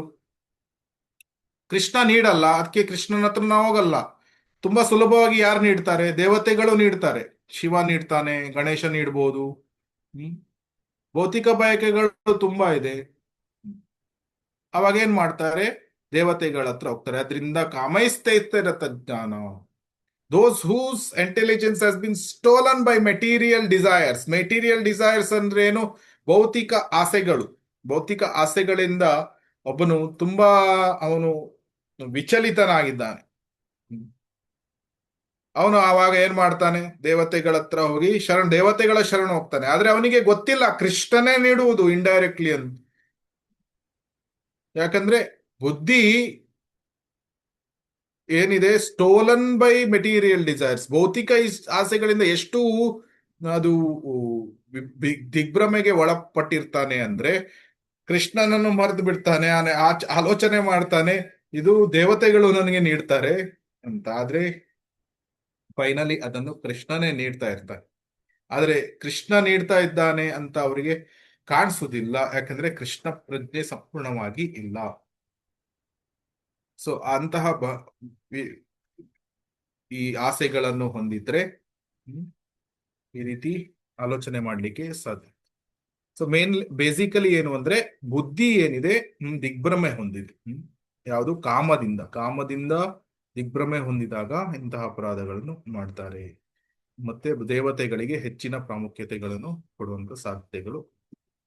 ಪರಿಹಾರ ಏನು? ಕೃಷ್ಣನ ಸ್ಥಾನವನ್ನು ಅರ್ಥ ಮಾಡ್ಕೊಳ್ಬೇಕು. Understand the position of Krishna. Krishna ಅವನು ದೇವೋತ್ತಮ ಪರಮ ಪುರುಷ. ಸೊ ಎರಡನೆಯದು ದೇವತೆಗಳ ಸ್ಥಾನವನ್ನು ಅರ್ಥ ಮಾಡ್ಕೊಳ್ಬೇಕು. ಏನು? ದೇವತೆಗಳು ಅವನ ಸೇವಕರು. ಮೂರನೆಯದು ಅಕಾಮ ಸರ್ವ ಕಾಮೋವ ಮೋಕ್ಷ ಕಾಮ ಉದಾರಧಿ ತೀವ್ರೇನ ಭಕ್ತಿ ಯೋಗೇನ ಯಜೇತ ಪುರುಷಂ ಪರಂ.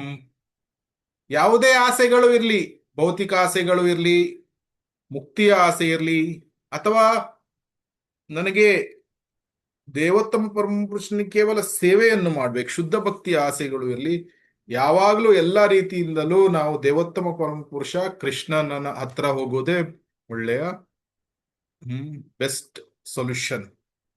ಏನು ಅಂದ್ರೆ ಏನೇ ಇರ್ಲಿ, ಕೃಷ್ಣ ನೀನೇ ನನಗೆ ಸರ್ವಸ್ವ, ನೀನೇ ಏನು ಆಸೆಗಳು ಇದೆ ನಿಮ್ಗೆ ಪೂರೈಸ್ಬೇಕಾದ್ರೆ ಪೂರೈಸಬೇಡಾದ್ರೆ ನೀನೇನ್ ಮಾಡಿದ್ರು ನಾನು ನಿನಗೆ ಶರಣು ಹೋಗ್ತೇನೆ.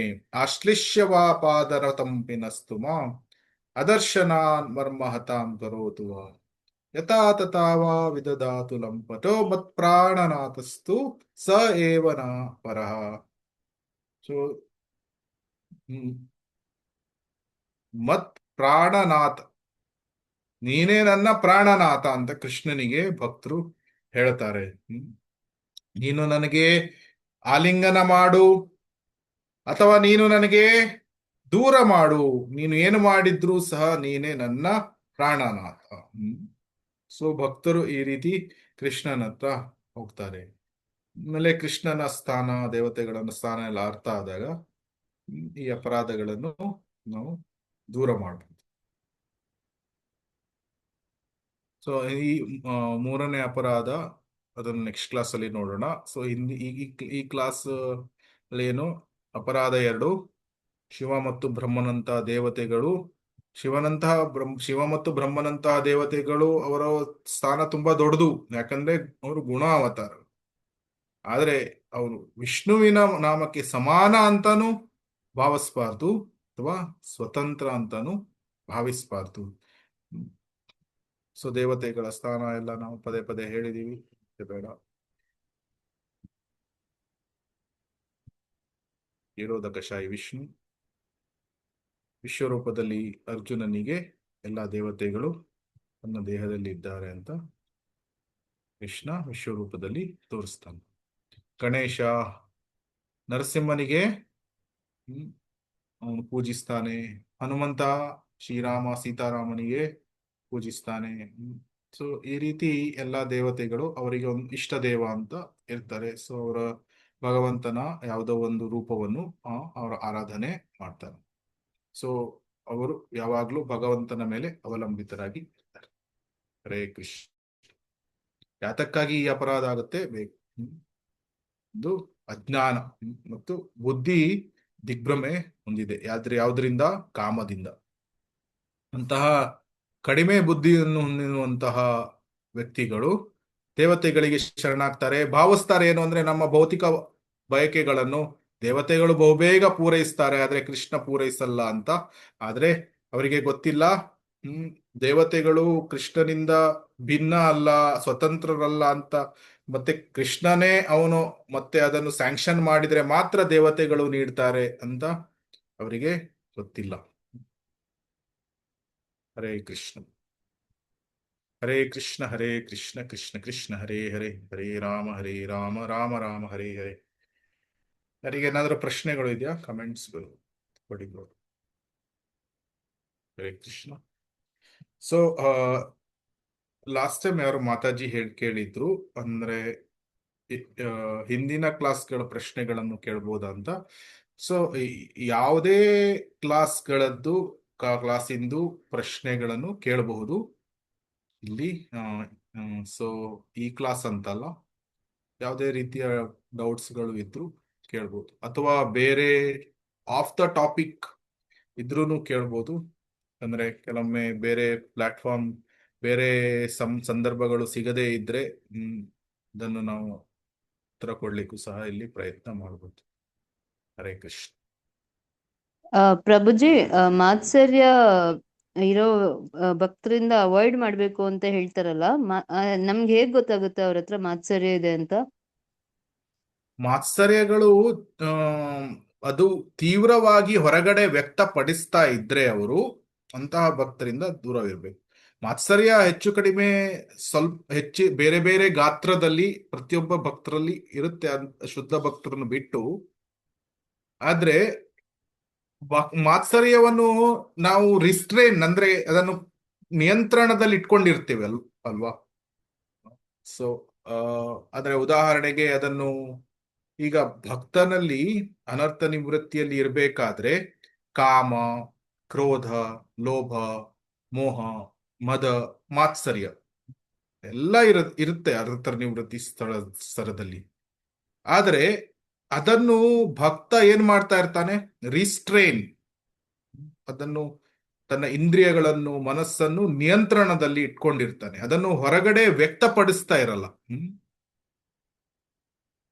ಅದನ್ನು ಹೊರಗಡೆ ವ್ಯಕ್ತಪಡಿಸದೇ ಇದ್ರೆ ಅಂತಹ ಭಕ್ತರ ಜೊತೆ ಇದು ಸಂಘ ಸಹವಾಸಗಳನ್ನು ಮಾಡುವುದು ಏನು ತೊಂದರೆ ಇರುವುದಿಲ್ಲ, ಮಾತ್ಸರ್ಯ ಇದ್ರು. ಆದ್ರೆ ಕೆಲವು ಭಕ್ತರು ಮಾತ್ಸರ್ಯಗಳನ್ನು ತುಂಬಾ ಬಾಹ್ಯವಾಗಿ ವ್ಯಕ್ತಪಡಿಸ್ತಾರೆ.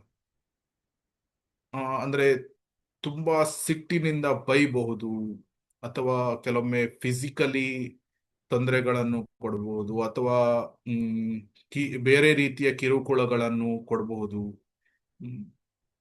ಕೆಲವರು ತುಂಬಾ ಮಾತಿನಲ್ಲಿ ತುಂಬಾ ಹಾರ್ಶ್ ಆಗಿರ್ತಾರೆ. ಸೊ ಇಂತಹ ಭಕ್ತರ ಇದು ಏನು ಟೈಮ್, ಪ್ಲೇಸ್ ಅಂಡ್ ಸರ್ಕಮ್ಸ್ಟೆನ್ಸ್, ಕಾಲ, ದೇಶ, ಕಾಲ, ಪಾತ್ರ, ಸೊ ಅದರ ಪ್ರಕಾರ ನಾವು ಅವರನ್ನು ಅವಾಯ್ಡ್ ಮಾಡುವುದು ಒಳ್ಳೆಯದು. ಸ್ವಲ್ಪ ದೂರ ಇದ್ದು ಎಷ್ಟು ಸೇವೆಗಳನ್ನು ಮಾಡಲಿಕ್ಕೆ ಎಷ್ಟು ಸಂಘ ಅಥವಾ ಇದು ಇಂಟರಾಕ್ಷನ್ಸ್ಗಳು ಅಗತ್ಯ ಇದೆ ಅಷ್ಟನ್ನು ಮಾತ್ರ ಮಾಡಿದರೆ ಒಳ್ಳೆಯದು. ನಾವು ಯಾವಾಗಲೂ ಯಾವ ರೀತಿಯ ಭಕ್ತರ ಸಂಘಗಳನ್ನು ಮಾಡಬೇಕು ಅಂದ್ರೆ ಯಾವಾಗ್ಲೂ ನಮಗಿಂತ ಉನ್ನತವಾದ ಪ್ರಜ್ಞೆಯನ್ನು ಹೊಂದಿರುವವರು. It's always better. ಇದು ಏನ್ ಹೇಳಿದಾರಂದ್ರೆ 50% ಅಥವಾ 60% ನಮ್ಮ ಅಸೋಸಿಯೇಷನ್ ಸಂಘ ಯಾರದಿರ್ಬೇಕು? ನಮಗಿಂತ ಉನ್ನತರಾಗಿರುವುದು. 50 to 75% ನಮಗಿಂತ ಉನ್ನತರಾಗಿರುವಂತಹ ಭಕ್ತರ ಸಂಘ. ನಮ್ಮ ಶೀಲಾ ಪ್ರಭುಪಾದರು ಅವರ ಪುಸ್ತಕಗಳನ್ನು ಓದುವುದು, ಲೆಕ್ಚರ್ಸ್ಗಳನ್ನು ಕೇಳುವುದು, ಅಥವಾ ನಮ್ಮ ಆಧ್ಯಾತ್ಮಿಕ ಗುರುಗಳು ನಮ್ಗೆ ದೀಕ್ಷೆಯನ್ನು ನೀಡಿರ್ತಾರೆ. ಸೊ ಇವರಿಬ್ಬರದ್ದು ನಾವು ಕೇಳಲೇಬೇಕು. ಕೆಲವರು ಹೇಳ್ತಾರೆ ಲ್ಯಾಂಗ್ವೇಜ್ ಅರ್ಥ ಆಗಲ್ಲ.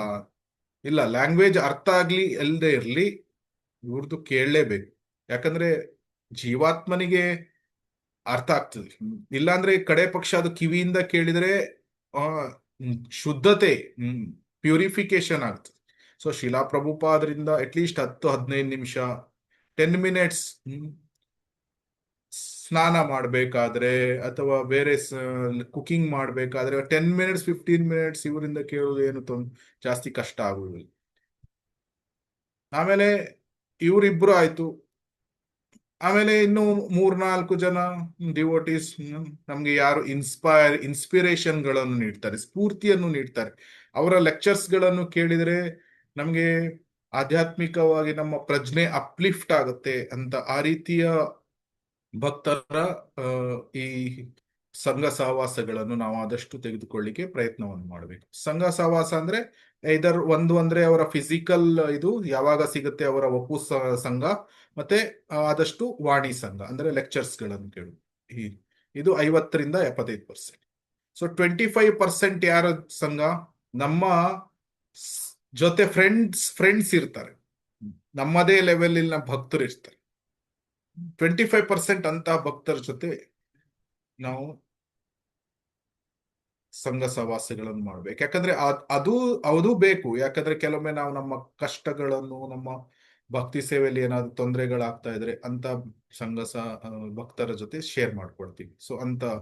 ಸೊ ಆಮೇಲೆ ಉಳಿದಿದ್ದು ಆಚೆ ಒಂದು 10%, 20% ನಾವು ಆದಷ್ಟು ನಮ್ಮ ಜೂನಿಯರ್ಸ್ ಗಳಿಗೂ ಸಹ ಅವರಿಗೆ ಮೇಲೆ ಬರಲಿಕ್ಕೆ ಸಹಾಯವನ್ನು ಮಾಡಬೇಕು. ಸೊ ಈ ರೀತಿ 60, 25, 10, 15 ಆ ರೀತಿ ಎಲ್ಲ ಸ್ವಲ್ಪ ಆಚೆ ಈಚೆ ಅಡ್ಜಸ್ಟ್. ಸೊ ಬಟ್ 50ಗಿಂತ ಜಾಸ್ತಿ ನಾವು ನಮ್ಮ ಉತ್ತಮ ಅಧಿಕಾರಿಗಳು ಅಥವಾ ಶಿಕ್ಷಾ ಗುರುಗಳು, ಹಿರಿಯ ಭಕ್ತರು ಅಂತವರ ಸಂಘವನ್ನು ನಾವು ಮಾಡಬೇಕು. ಸೊ ಯಾರು ಮಾತ್ಸರ್ಯವನ್ನು ಬಾಹ್ಯವಾಗಿ ತೋರಿಸ್ತಾರೆ ಅವರಿಂದ ಆದಷ್ಟು ದೂರವಾಗಿ ಇರಬೇಕು. ಹರೇ ಕೃಷ್ಣ. ಇದು ಕ್ವಶನ್ ಆನ್ಸರ್ ಆಯ್ತಾ? ಬೇರೆ ಪ್ರಶ್ನೆ? ಹಾ ಪ್ರಭುಜಿ. ಸೊ ಬೇರೆ ಏನಾದ್ರು ಪ್ರಶ್ನೆಗಳು ಇದೆಯಾ? ಆಮೇಲೆ ಪ್ರಭುಜಿ, ಹಿರಿಯ ಭಕ್ತರನ್ನು ಹೆಚ್ಚು ಪರಿಶೀಲಿಸಬಾರದು ಅಂತ ಒಂದು ಇದರಲ್ಲಿತ್ತು. ಹಾಗಂದ್ರೆ ಏನು? ಹಿರಿಯ ಭಕ್ತರನ್ನು ಜಾಸ್ತಿ ಪರಿಶೀಲಿಸಬಾರದು. ಯಾಕೆ ಅಂದ್ರೆ ಹಿರಿಯ ಭಕ್ತರು ಈಗ ಮಧ್ಯಮಾಧಿಕಾರಿಗಳು ಹೆಚ್ಚಾಗಿ ಒಂದು ಸ್ತರದಲ್ಲಿ ಅವರು ಕೆಲವರು ಆಂತರಿಕವಾಗಿ ರಾಗಾನುಗ ಭಕ್ತಿಯನ್ನು ಅನುಸರಿಸ್ತಾ ಇರ್ತಾರೆ. ರಾಗಾನುಗ ಭಕ್ತಿ ಅಂದ್ರೆ ಏನು? ಅದರಲ್ಲಿ ರೂಲ್ಸ್ ಅಂಡ್ ರೆಗ್ಯುಲೇಷನ್ಸ್ ಗಳಿಗೆ ಅಷ್ಟು ಇಂಪಾರ್ಟೆನ್ಸ್ಗಳು ಕೆಲವೊಮ್ಮೆ ಕೊಡಲ್ಲ. ಯಾಕಂದ್ರೆ ಪ್ರೇಮ ಏನಿದೆ ಎಷ್ಟು ಜಾಸ್ತಿ ಇರುತ್ತೆ ಅಂದ್ರೆ ಕೆಲವೊಮ್ಮೆ ರೂಲ್ಸ್ ಅಂಡ್ ರೆಗ್ಯುಲೇಷನ್ಸ್ಗಳು ಅವ್ರ ತಲೆಯಲ್ಲಿ ಬರಲ್ಲ. Because they are more attachment. ತುಂಬಾ ಆಸಕ್ತಿ ಇದೆ ಕೃಷ್ಣನ ಹತ್ರ. ಕೆಲವೊಮ್ಮೆ ರೂಲ್ಸ್ಗಳನ್ನು ಸೈಡಿಗೆ ಇಡಬೇಕಾಗತ್ತೆ, ಅಥವಾ ಅವ್ರ ರೂಲ್ಸ್ಗಳನ್ನು they may not be fully following. ಕನಿಷ್ಠ ಭಕ್ತರು ಫಾಲೋ ಮಾಡ್ತಾ ಇರುವ ಹಾಗೆ ರೂಲ್ಸ್ಗಳನ್ನು ಸಂಪೂರ್ಣವಾಗಿ ಫಾಲೋ ಮಾಡದೇ ಇರಬಹುದು. ಯಾಕೆಂದ್ರೆ ಅವರು ಆಂತರಿಕವಾಗಿ ರಾಗಾನುಗ ಸಾಧನ ಭಕ್ತಿಯನ್ನು ಕೆಲವರು ಅಭ್ಯಾಸ ಮಾಡ್ತಾ ಇರ್ತಾರೆ. ಸೊ ಆವಾಗ ಕನಿಷ್ಠ ಭಕ್ತರು ಅಥವಾ ಕೆಳಗಿನ ಸ್ತರದ ಭಕ್ತರು ಅದನ್ನು ಅವರಿಗೆ ಪರಿಶೀಲಿಸ್ಲಿಕ್ಕೆ, ಜಡ್ಜ್ ಮಾಡ್ಲಿಕ್ಕೆ ಹೋದ್ರೆ ಏನ ಭಾವಿಸ್ತಾರೆ? ಇವರೆಂತ ಭಕ್ತರು, 25 ವರ್ಷ ಆಯ್ತು, 30 ವರ್ಷ ಆಯ್ತು, ಬೇಸಿಕ್ ರೂಲ್ಸ್ ಗಳನ್ನೇ ಫಾಲೋ ಮಾಡ್ತಾ ಇಲ್ಲ ಇವ್ರಿಗೆ ಬೇಸಿಕ್ ಎಟಿಕೇಟ್ಸೇ ಗೊತ್ತಿಲ್ಲ, ಮತ್ತೆ ದೊಡ್ಡ ಭಕ್ತರು ಅಂತ ಹೇಳ್ತಾ ಇದ್ದಾರೆ. ಈ ರೀತಿ ಭಾವನೆಗಳು ಬರ್ಲಿಕ್ಕೆ ಸಾಧ್ಯ ಆಗ್ತದೆ. ಸೊ ಯಾಕಂದ್ರೆ ರಾಗಾನುಗ ಸಾಧನ ಭಕ್ತಿ ಏನಿದೆ ಆ ಸ್ತರ ಬೇರೆ, ಅದು ಹೈಯರ್ ಪ್ಲಾಟ್ಫಾರ್ಮ್. ಅದರಲ್ಲಿ ರೂಲ್ಸ್ ಅಂಡ್ ರೆಗ್ಯುಲೇಷನ್ಸ್ ಗಳು ಫಾಲೋ ಮಾಡುವಂತ ಆಕ್ಚುಲಿ ಸ್ಪೀಕಿಂಗ್ ಅಗತ್ಯ ಇರಲ್ಲ. ಬಿಕಾಸ್ ಅವನಿಗೆ ಸ್ಪಾಂಟಾನಿಯಸ್ ಅಟ್ರಾಕ್ಷನ್ ಇದೆ ಆ ಭಗವಂತನ ಕಡೆಗೆ. ಆದ್ರೆ ಅವನು ಬೇರೆ ಭಕ್ತರಿಗೆ ತೋರಿಸ್ಲಿಕ್ಕಾಗಿ ಬಾಹ್ಯವಾಗಿ ರೂಲ್ಸ್ ಅಂಡ್ ರೆಗ್ಯುಲೇಷನ್ಸ್ ಗಳನ್ನು ಫಾಲೋ ಮಾಡ್ತಾ ಇರ್ತಾನೆ. ಆದ್ರೆ ಆ ರೀತಿ ಪಾಲನೆ ಮಾಡ್ಬೇಕಾದ್ರೆ ಕೆಲವೊಮ್ಮೆ ಅವನು ಆಚೆ ಈಚೆ ಆಗ್ಬೋದು, ಪಾಲನೆ ಫಾಲೋ ಮಾಡದೇ ಇರ್ಬೋದು ಆ ರೀತಿ. ಸೊ ಆ ರೀತಿ ಆದಾಗ ನಾವು ಪರಿಶೀಲಿಸಲಿಕ್ಕೆ ಹೋದಾಗ ವೈಷ್ಣವ ಅಪರಾಧಗಳು ಆಗ್ಲಿಕ್ಕೆ ಸಾಧ್ಯ ಆಗ್ತದೆ. ಆಮೇಲೆ ಯಾರು ಅಂತಹ ಸ್ತರದಲ್ಲಿರುವಂತಹ ಭಕ್ತರಿಗೆ ನಾವು ವೈಷ್ಣವ ಅಪರಾಧಗಳನ್ನು ಮಾಡಿ ಜಡ್ಜ್ಮೆಂಟ್ ಮಾಡಿ ನಾವೇನಾದ್ರೂ ಅಪರಾಧಗಳನ್ನು ಮಾಡಿಬಿಟ್ರೆ ನಾವು ಪತನವನ್ನು ಅವರ್ ಭಕ್ತಿ ವಿಲ್ ಬಿ ಲಾಸ್ಟ್. ಸೊ ಅದಕ್ಕಾಗಿ ಬೆಸ್ಟ್ ಅಂದ್ರೆ ಏನು ಅಂದ್ರೆ ಯಾವುದೇ ಭಕ್ತರನ್ನು ಸಹ ಜಡ್ಜ್ ಮಾಡ್ಲಿಕ್ಕೆ ಹೋಗ್ಬಾರ್ದು. ಅನ್ಲೆಸ್ ಅವರು ಬಾಹ್ಯವಾಗಿ ತುಂಬಾ ತೋರಿಸ್ತಾ ಇದ್ರೆ ಸ್ವಲ್ಪ ದೂರ ಇರುವುದು, ನಮ್ಗೆ ಕಂಫರ್ಟೇಬಲ್ ಇಲ್ಲ ಅಂದ್ರೆ ಸ್ವಲ್ಪ ದೂರ ಇರುವುದು, ಅಥವಾ ನಮ್ಗೆ ತುಂಬಾ ಹಿತಕರವಾಗಿದೆ, ಭಕ್ತರು ಏನೋ ನಮ್ಗೆ ಎಕ್ಸ್ಪ್ಲಾಯ್ಟ್ ಮಾಡಲ್ಲ, ತೊಂದರೆಗಳನ್ನು ಕೊಡಲ್ಲ, ಇವ್ರ ಜೊತೆ ಫ್ರೆಂಡ್ಶಿಪ್ ಗಳನ್ನು ಮಾಡ್ಬೋದು ಅಂತ ಭಕ್ತರ ಜೊತೆ ಫ್ರೆಂಡ್ಶಿಪ್ ಗಳನ್ನು ಮಾಡ್ಬೋದು. ಅದಕ್ಕೆ 1-2-3 ಭಕ್ತರ ಜೊತೆ ಫ್ರೆಂಡ್ಶಿಪ್ ನಮ್ಮ ಹೃದಯವನ್ನು ಬಿಚ್ಚಿಡುವಂತ ಭಕ್ತರು.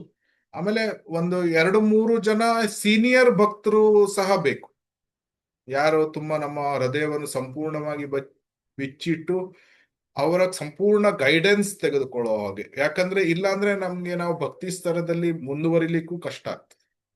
ಸೊ ಅದಕ್ಕಾಗಿ ಉಪದೇಶಾಮೃತದಲ್ಲಿ ಹೇಳೋದು ಏನಂದ್ರೆ, ದದಾತಿ ಪ್ರತಿಗ್ರಹಣಾತಿ ಗುಹ್ಯಂ ಆಖ್ಯಾತಿ ಪ್ರಚ್ಯತಿ. ಗುಹ್ಯಂ ಅಂದ್ರೆ ರಹಸ್ಯಮಯವಾದ ಪ್ರಾಬ್ಲಮ್ಸ್ಗಳು ಇರ್ತದೆ. ಆ ರಹಸ್ಯಮಯವಾದ ಪ್ರಾಬ್ಲಮ್ಸ್ಗಳನ್ನು ಎಲ್ರಿಗೂ ಹೇಳಲಿಕ್ಕೆ ಆಗುದಿಲ್ಲ. ಆದ್ರೆ ಕಡೆ ಪಕ್ಷ ಒಂದು 2-3 ಭಕ್ತರಿಗೆ, ಹಿರಿಯ ಭಕ್ತರ ಹತ್ರ ಕೇಳಿ ಅವರು ಆ ಸೊಲ್ಯೂಷನ್ಗಳನ್ನು ಅವ್ರು ಕೊಟ್ಟಿರುವುದನ್ನು ಪಾಲನೆ ಮಾಡ್ಬೇಕು. ಸೊ ಆದ್ರೆ ಅಂತ ಭಕ್ತರನ್ನು ಇದ್ ಮಾಡ್ಬೇಕಾದ್ರೆ ಸ್ವಲ್ಪ ಕೇರ್ಫುಲ್ ಆಗಿ. ಸೊಲ್ಯೂಷನ್ ಇದು ಆನ್ಸರ್ ಆಯ್ತಾ ಮಾತಾಜಿ? ಎಸ್ ಪ್ರಭುಜಿ. ಹರೇ ಕೃಷ್ಣ.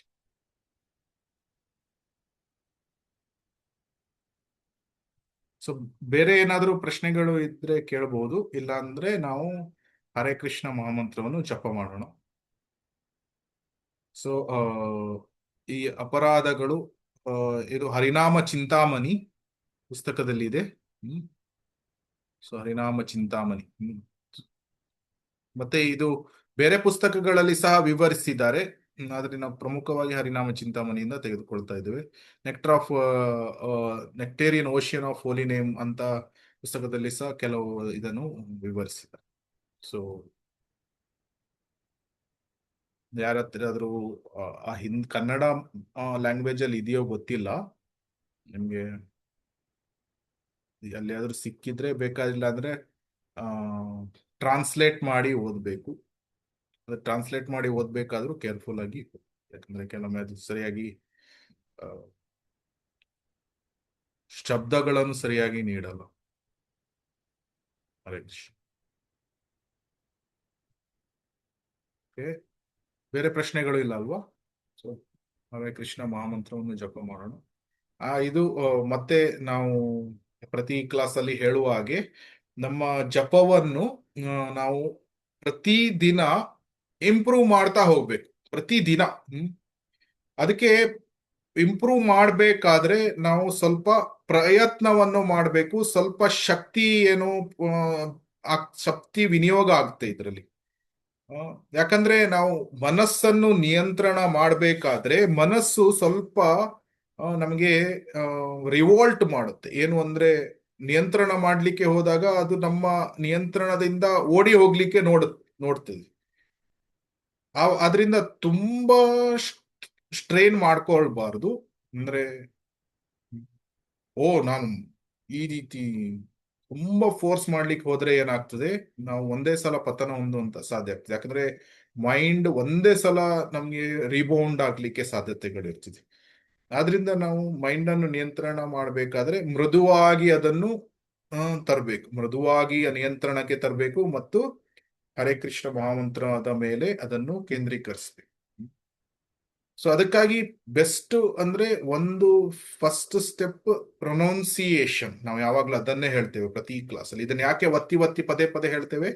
ಯಾಕಂದ್ರೆ ನಾವು ಪ್ರತಿದಿನ ಈ ಪ್ರೊನೌನ್ಸಿಯೇಷನ್ ಅನ್ನು ಇಂಪ್ರೂವ್ ಮಾಡ್ಲಿಕ್ಕೆ ನೋಡುದು. ಸ್ಪಷ್ಟವಾಗಿ ಹರೇ ಕೃಷ್ಣ ಮಹಾಮಂತ್ರವನ್ನು ಹೇಳ್ಬೇಕು. ಹರೇ ಕೃಷ್ಣ ಕೃಷ್ಣ ಕೃಷ್ಣ ಹರೇ ಹರೇ, ಹರೇ ರಾಮ ರಾಮ ರಾಮ ಹರೇ ಹರೇ. ಸ್ಪಷ್ಟವಾಗಿ ಹೇಳಬೇಕು. ಸ್ಪಷ್ಟವಾಗಿ ಹೇಳಿ ಅದನ್ನ ಪ್ರತಿ ಶಬ್ದವನ್ನ ಕೇಳಲಿಕ್ಕೆ ನೋಡ್ಬೇಕು. ಇದನ್ನು ಕೇಳ್ತಾ ಕೇಳ್ತಾ ನಮ್ಮ ಪ್ರಜ್ಞೆಗೆ ಯಾವಾಗ ಹರಿನಾಮ ಅದು ಟಚ್ ಆಗ್ತದೆ ಆವಾಗ ಪ್ರಜ್ಞೆ ಶುದ್ಧವಾಗ್ತಾ ಬರ್ತದೆ. ಚೇತೋ ದರ್ಪಣ ಮಾರ್ಜನಂ ಭವ ಮಹಾಗ್ನಿ ನಿರ್ವಾಹ. ಸೊ ಆವಾಗ ಕ್ರಮೇಣ ಜಪ ಇಂಪ್ರೂವ್ ಆಗ್ತಾ ಬರ್ತದೆ. ಸೊ ಈಗ ನಮ್ದು ಪ್ರಸ್ತುತ ಇದು ಅಭ್ಯಾಸ ಏನು ಅಂದ್ರೆ ಪ್ರೊನೌನ್ಸಿಯೇಷನ್ ಸರಿಯಾಗಿ ಮಾಡುವುದು, ಆದಷ್ಟು ಹರೇ ಕೃಷ್ಣ ಮಹಾಮಂತ್ರವನ್ನು ಕೇಳಲಿಕ್ಕೆ ಪ್ರಯತ್ನ ಮಾಡುವುದು. ಮನಸ್ಸು ಆಚೆ ಈಚೆ ಖಂಡಿತ ಹೋಗುತ್ತೆ, ಆಚೆ ಈಚೆ ಸ್ವಾಭಾವಿಕವಾಗಿ ಅದು ಹೋಗುತ್ತೆ. ಅದನ್ನು ಮೃದುವಾಗಿ ಅದನ್ನು ನಾವು ನಿಯಂತ್ರಣಕ್ಕೆ ತಂದು ಮತ್ತೆ ಹರೇ ಕೃಷ್ಣ ಮಹಾಮಂತ್ರವನ್ನು ಕೇಳಲಿಕ್ಕೆ ಪ್ರಯತ್ನ ಮಾಡೋದು. ಸೊ ನಾವು ಸುಮಾರು ಮಾಲೆಗಳನ್ನು ಮಾಡಬೇಕಾದ್ರೆ ಇದು ನಿರಂತರವಾಗಿ ಆಗ್ತಾ ಇರುತ್ತೆ. ನಾವು ಕೆಲವು ಮಂತ್ರಗಳನ್ನು ಕೇಳ್ತೀವಿ, ಅಥವಾ ಕೆಲವು ಮಂತ್ರಗಳಲ್ಲಿ ಕೃಷ್ಣ ಕೇಳಬಹುದು, ರಾಮ ಕೇಳಬಹುದು, ಪರವಾಗಿಲ್ಲ. ಕೃಷ್ಣ ಅಂತ ಕೇಳಿದ್ರು it's so much benefit is there. So ಆದಷ್ಟು ಇದನ್ನು ಕೇಳಲಿಕ್ಕೆ ಪ್ರಯತ್ನ ಮಾಡಿ. ಸೊ ಇದು ಪ್ರಸ್ತುತ ಅಭ್ಯಾಸ. ಇದು ನಾಮಾಪರ ಅದಾದ್ಮೇಲೆ ಒಂದು ಸೆಮಿನಾರ್ ಮಾಡೋಣ, ಅದರಲ್ಲಿ ಇನ್ನೂ ಕೆಲವು ಟಿಪ್ಸ್ ಗಳನ್ನು ನೋಡೋಣ. ಆವಾಗ ಇನ್ನೂ ಜಪ ಇಂಪ್ರೂವ್ ಆಗುತ್ತೆ. ಅಷ್ಟರ ತನಕ ಈ ರೀತಿ ನಮ್ಮ ಜಪವನ್ನು ಇಂಪ್ರೂವ್ ಮಾಡಲಿಕ್ಕೆ ಪ್ರಯತ್ನ ಮಾಡೋಣ. ಸೊ ನಾವು 1 ತಿಂಗಳು 3 ತಿಂಗಳು, ಈಗ ನಮ್ದು ಹರಿನಾಮ ಮಹಾತ್ಮ ಸ್ಟಾರ್ಟ್ ಆಗಿ ಸುಮಾರು ಎಷ್ಟು ತಿಂಗಳಾಯ್ತು? 4, 5 ತಿಂಗಳು, ಸುಮಾರು 5 ತಿಂಗಳು. ಸೊ ಈ 5 ತಿಂಗಳು 6 ತಿಂಗಳಲ್ಲಿ ನಿಮ್ಗೆ ನಿಮ್ಮ ಜಪ ತುಂಬಾ ಅಂದ್ರೆ ಅಟ್ಲೀಸ್ಟ್ ಗಮನೀಯವಾದಂತಹ ಇಂಪ್ರೂವ್ಮೆಂಟ್ಸ್ ಆಗಿರ್ಬೇಕು. ಆಗಿಲ್ಲ ಅಂದ್ರೂ ಪರವಾಗಿಲ್ಲ, ಸತತವಾಗಿ ನಾವು ಪ್ರಯತ್ನವನ್ನು ಮಾಡೋಣ. ಸೊ ಯಾರಾದ್ರೂ ಲೀಡ್ ಮಾಡ್ತೀರಾ? ಈಗ ಜೈ ಶ್ರೀ ಕೃಷ್ಣ ಚೈತನ್ಯ ನಾವು ರಿಪೀಟ್ ಮಾಡ್ತೀವಿ. ಲೀಡ್ ಮಾಡಿ ದಯವಿಟ್ಟು. ಯಾರಾದ್ರೂ ಮಾಡ್ತೀರಾ ಅಥವಾ ನಾನೇ ಮಾಡ್ಲಾ? ಜಯ ಶ್ರೀ ಕೃಷ್ಣ ಚೈತನ್ಯ ಜಯ ಶ್ರೀ ಕೃಷ್ಣ ಚೈತನ್ಯ ಪ್ರಭು ನಿತ್ಯಾನಂದ ಪ್ರಭು ನಿತ್ಯಾನಂದ ಶ್ರೀ ಅದ್ವೈತ ಗದಾಧರ ಶ್ರೀ ಅದ್ವೈತ ಗದಾಧರ ಶ್ರೀವಾಸಾದಿ ಗೌರ ಭಕ್ತವೃಂದ ಶ್ರೀವಾಸಾದಿ ಗೌರ ಭಕ್ತವೃಂದ. 30 ಹರೇ ಕೃಷ್ಣ ಮಹಾಮಂತ್ರಗಳನ್ನು ಹೇಳೋಣ, ಸರಿಯಾಗಿ ಕೇಳಲಿಕ್ಕೆ ಪ್ರಯತ್ನ ಮಾಡೋಣ. ಹರೇ ಕೃಷ್ಣ ಕೃಷ್ಣ ಕೃಷ್ಣ ಹರೇ ಹರೇ, ಹರೇ ರಾಮ ರಾಮ ರಾಮ ಹರೇ ಹರೇ. ಹರೇ ಕೃಷ್ಣ ಕೃಷ್ಣ ಕೃಷ್ಣ ಹರೇ ಹರೇ, ಹರೇ ರಾಮ ರಾಮ ಹರೇ ಹರೇ. ಹರೇ ಕೃಷ್ಣ ಕೃಷ್ಣ ಕೃಷ್ಣ ಹರೇ ಹರೇ, ಹರೇ ರಾಮ ರಾಮ ಹರೇ ಹರೇ. ಹರೇ ಕೃಷ್ಣ ಕೃಷ್ಣ ಕೃಷ್ಣ ಹರೇ ಹರೇ, ಹರೇ ರಾಮ ರಾಮ ಹರೇ ಹರೇ. ಹರೇ ಕೃಷ್ಣ ಕೃಷ್ಣ ಕೃಷ್ಣ ಹರೇ ಹರೇ, ಹರೇ ರಾಮ ರಾಮ ಹರೇ ಹರೇ. ಹರೇ ಕೃಷ್ಣ ಕೃಷ್ಣ ಹರೇ ಹರೇ, ಹರೇ ರಾಮ ರಾಮ ಹರೇ ಹರೇ.